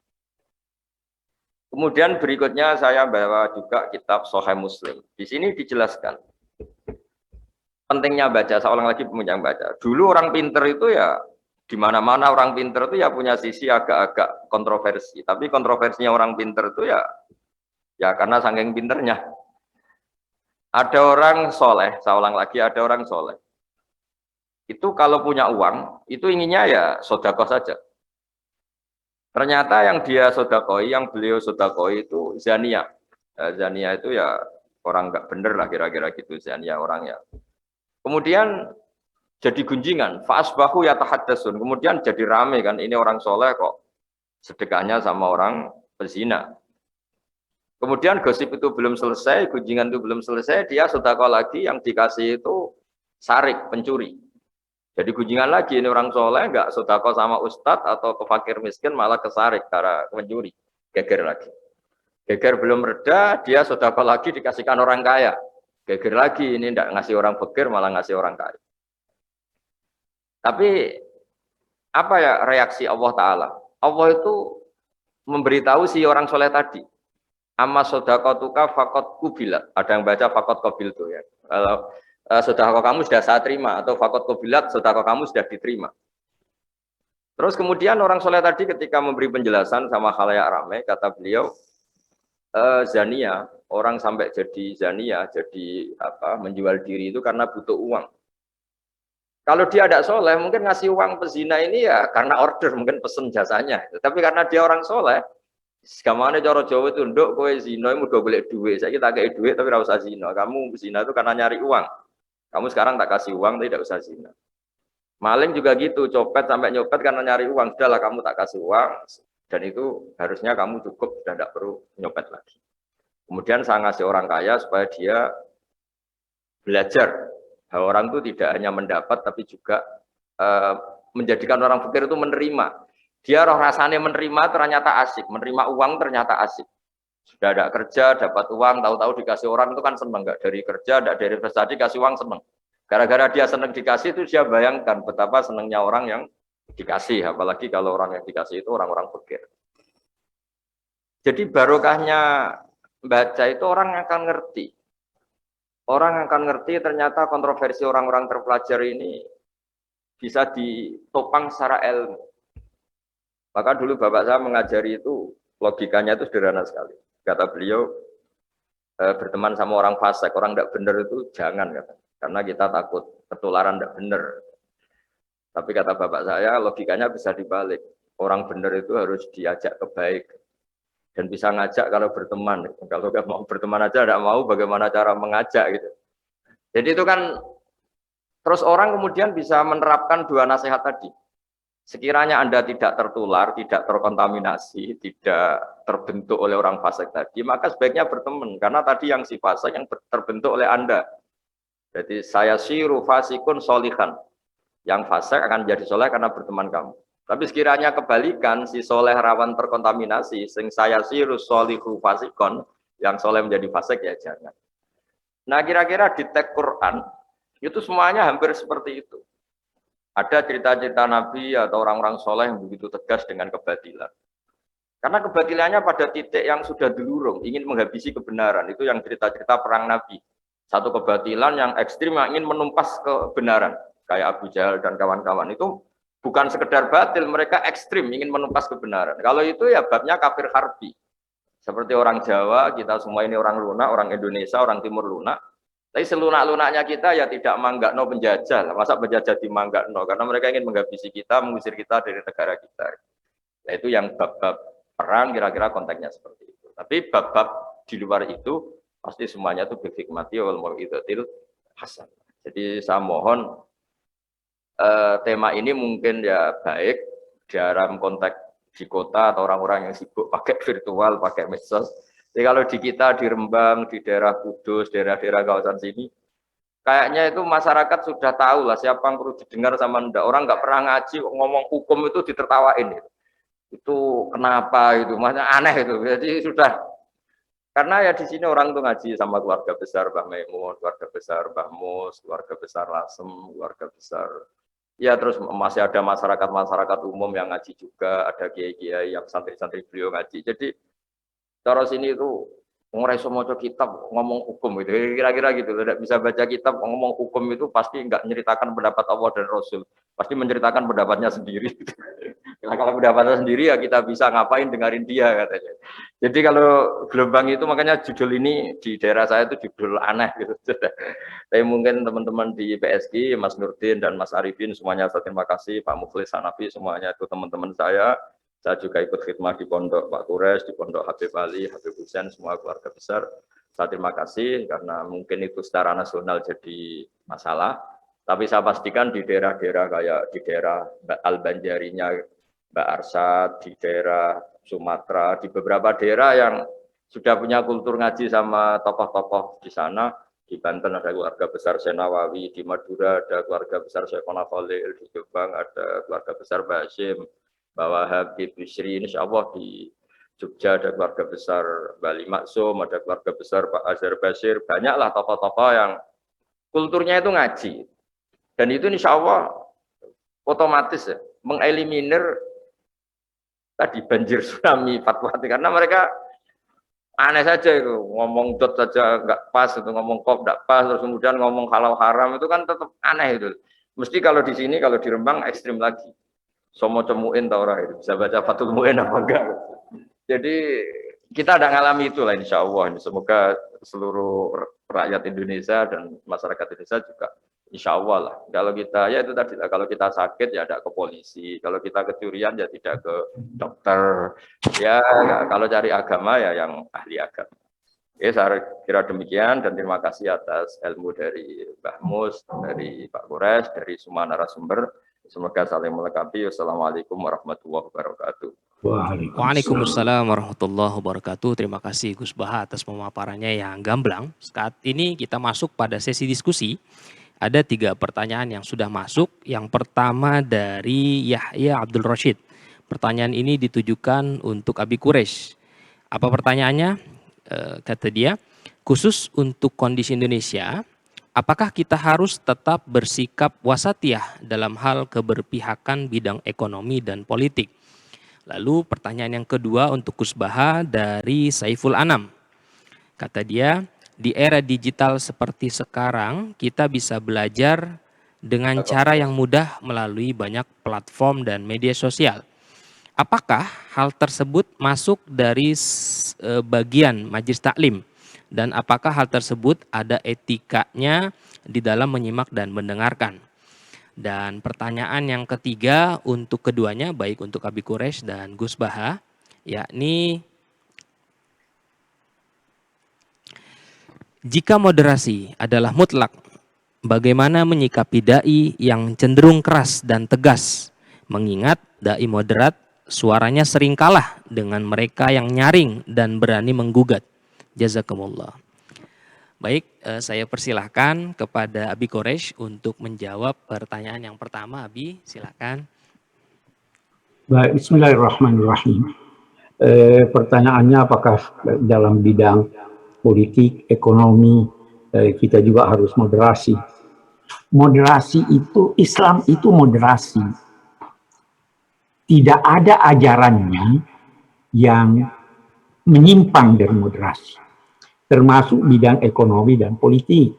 Tetapi, saya ingin katakan begini, jangan fahami moderasi itu pertengahan. Sejak pertama saya katakan, tapi yang terbaik.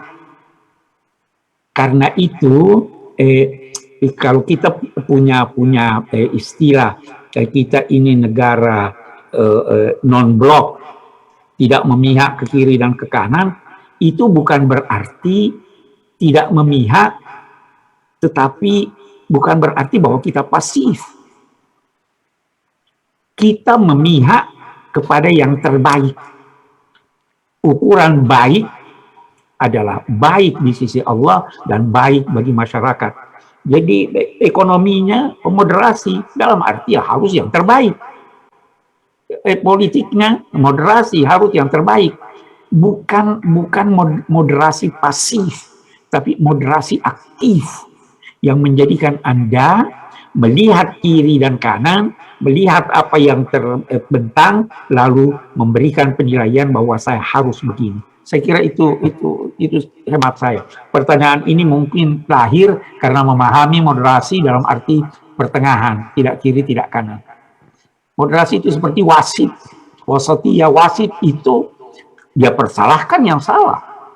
Dia mendukung yang benar. Penalti yang kena, yang memegang bola di area terlarang. Itu aktif. Kalau wasit tidak aktif, tidak jadi pertandingan itu. Saya kira demikian ya. Oke. Ya, terima kasih Abi. Lalu pertanyaan kedua, silakan Gus Baha.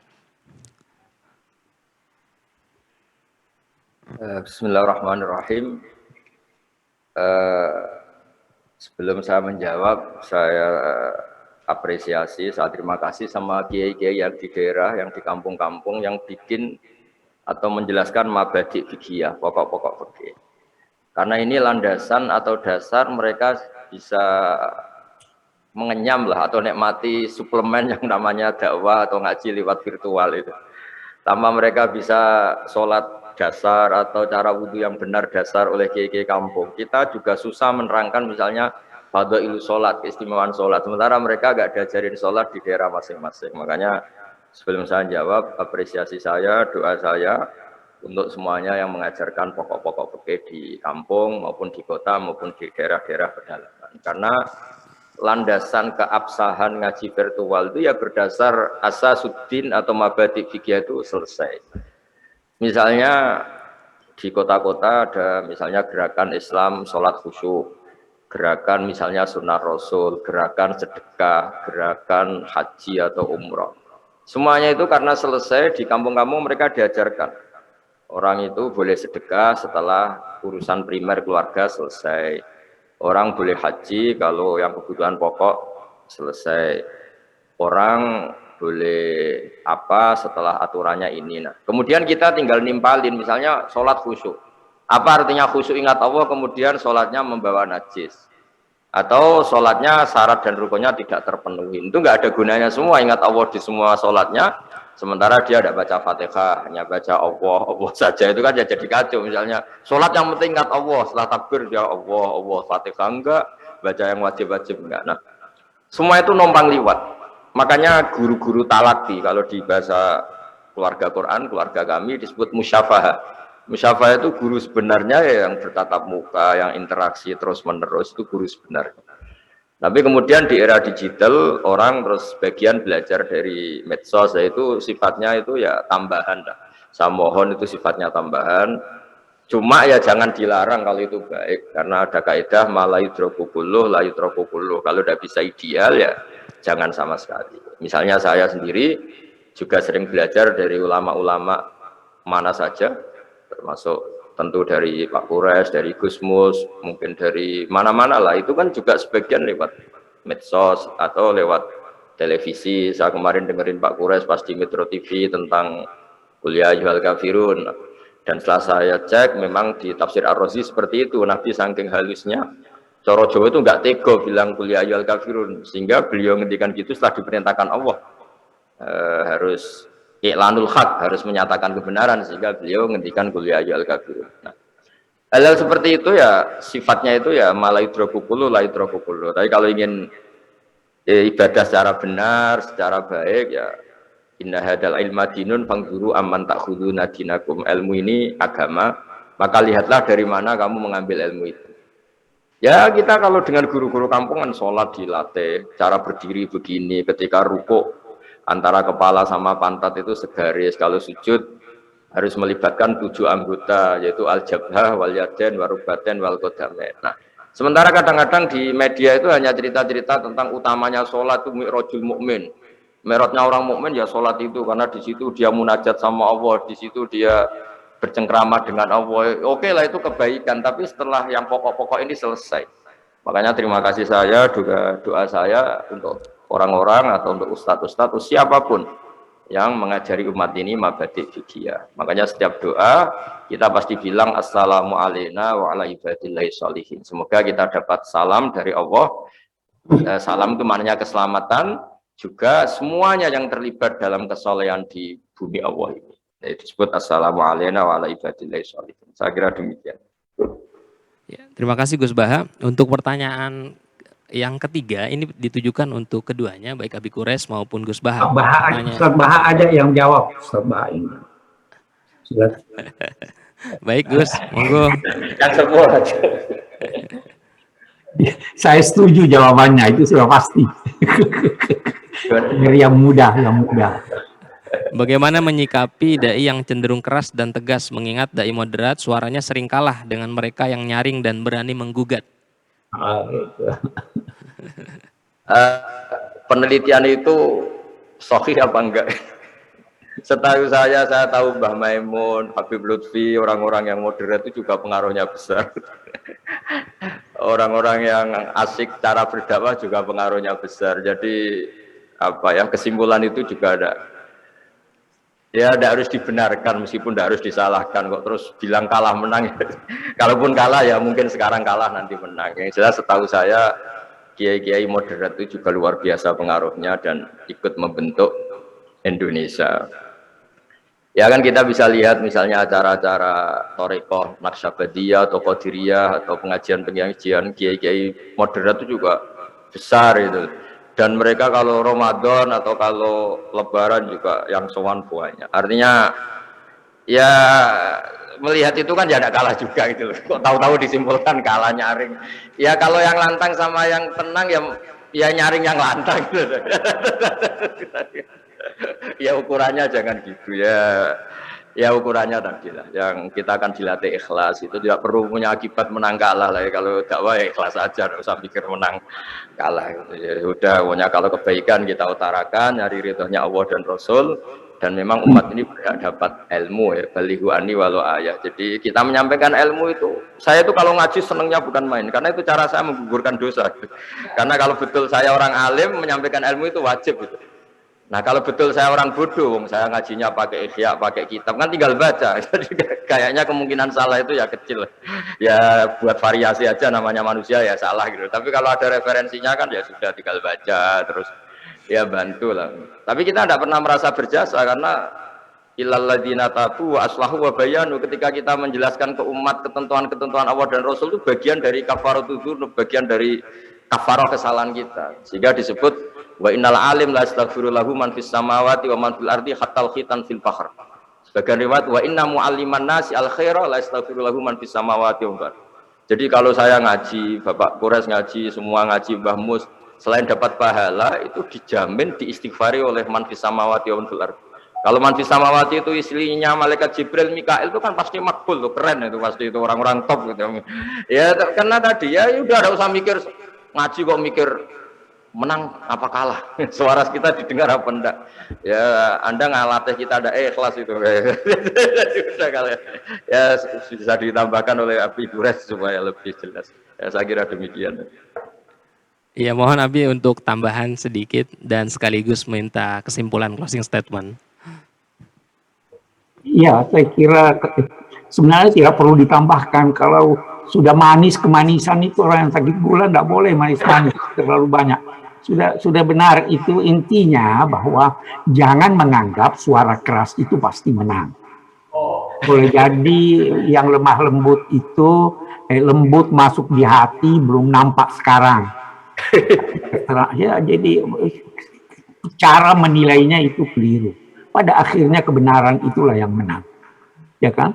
Nah, jadi tidak usah mengharap bahwa hasilnya sekarang dan di sini. Hasilnya pasti ada, ya. Itu pernah antara lain batil dan hak itu bertengkar. Batil berkata saya lebih tinggi kepala saya. Hak berkata kaki saya lebih kuat karena terhunjam ke bawah. Saya ditopang oleh orang kuat, orang kaya. Hak menjawab, saya ditopang oleh orang baik dan oleh Tuhan. Jadi jangan menganggap bahwa kalau sudah suara besar ini sudah pasti menang. Tidak. Ya toh, kita laksanakan tugas kita. Insya Allah Tuhan bersama kita. Kalau bukan sekarang, besok. Kalau bukan besok, lusa. Pada akhirnya ja'al haq wa zahaqal batil innal batila kana zahuqa. Oke, saya kira itu. Terima kasih Abi. Closing statement Gus Bah, mohon untuk terakhir ini. Sudah cukup. Baik. Assalamualaikum. Baik, Asatidz wal Ustadzah yang telah mengirimkan pertanyaan, mohon maaf tidak bisa kami bacakan dan dijawab semuanya. Insya Allah kita akan lanjutkan pertemuan di tahun mendatang, Annual Meeting of Islamic Dawah. Saya akan tutup pertemuan yang sangat berharga ini. Terima kasih kepada seluruh narasumber, baik Abi Quraisy maupun Gus Bah yang telah menyajikan ilmuwan dan kearifan yang menjadi bekal kita semua sebagai seorang dai dan pendakwah di era digital. Baik, selanjutnya saya akan alihkan acara ini ke MC, ke Ustadzah Isna. Silakan.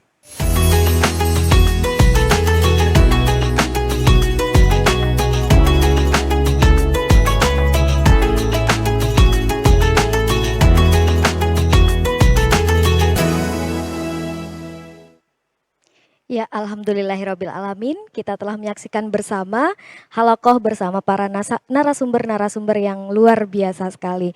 Baik, kalau boleh saya kembali merangkum dari halakoh tadi, ada beberapa pesan menarik yang disampaikan, diantaranya dari Gus Mus, bahwa pendakwah hari ini itu kita dituntut untuk menguasai bukan hanya sekedar konten, tapi juga keahlian IT beserta tim yang kuat. Dari Abi Quraisy juga kita mendapatkan pesan bahwasanya kita yang memiliki pengetahuan agama, jangan merasa kita paling tahu segalanya dan jangan sampai kita menyampaikan informasi tanpa melakukan penelitian terlebih dahulu. Karena pada dasarnya ulama adalah pewaris Nabi yang seharusnya menjadi solusi, bukan justru sebaliknya menjadi problem masyarakat saat ini. Dan karena bermoderasi agama itu memerlukan amal ilmiah dan ilmu yang amaliyah.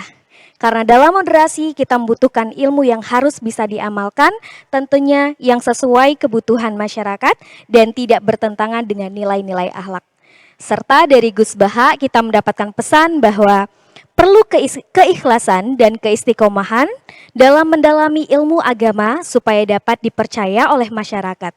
Tidak usah berpikir kalah atau menang.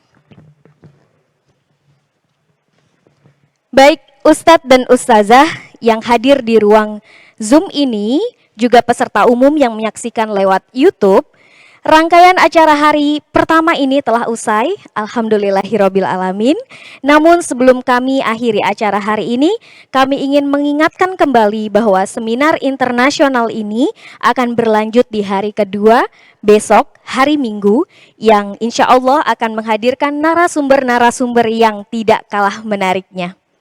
Jadi para ustadz dan ustazah yang hadir di Zoom hari ini dapat langsung mengklik ulang link yang terkirim via email kemarin untuk dapat langsung bergabung kembali besok.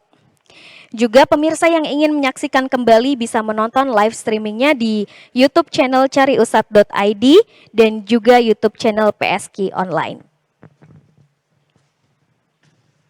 Selain itu, kami juga ingin mengingatkan kepada para ustadz dan ustazah yang tergabung bersama cariustadz.id untuk dapat mengikuti sesi diskusi internal mengikuti sesi diskusi internal cariustadz.id pukul 12.30 siang ini di ruang Zoom yang berbeda dan akan dipandu oleh Ustadz Ali Nurdin langsung. Dan link Zoom telah dikirim via WhatsApp group dan kiranya mohon Ustadz dan Ustazah dapat mengecek kembali dan konfirmasi kembali kepada panitia. Baik Ustadz dan Ustazah serta seluruh peserta First Annual Meeting of Islamic Dakwah 2021, demikianlah rangkaian acara pada pembukaan halakoh dakwah dan dai di era digital kali ini. Semoga dengan mengikuti agenda ini kita bisa mendapatkan lebih banyak berkah dari Allah Subhanahu wa taala. Amin ya rabbal alamin. Wallahul musta'an ila ahsanil hal. Wassalamualaikum warahmatullahi wabarakatuh.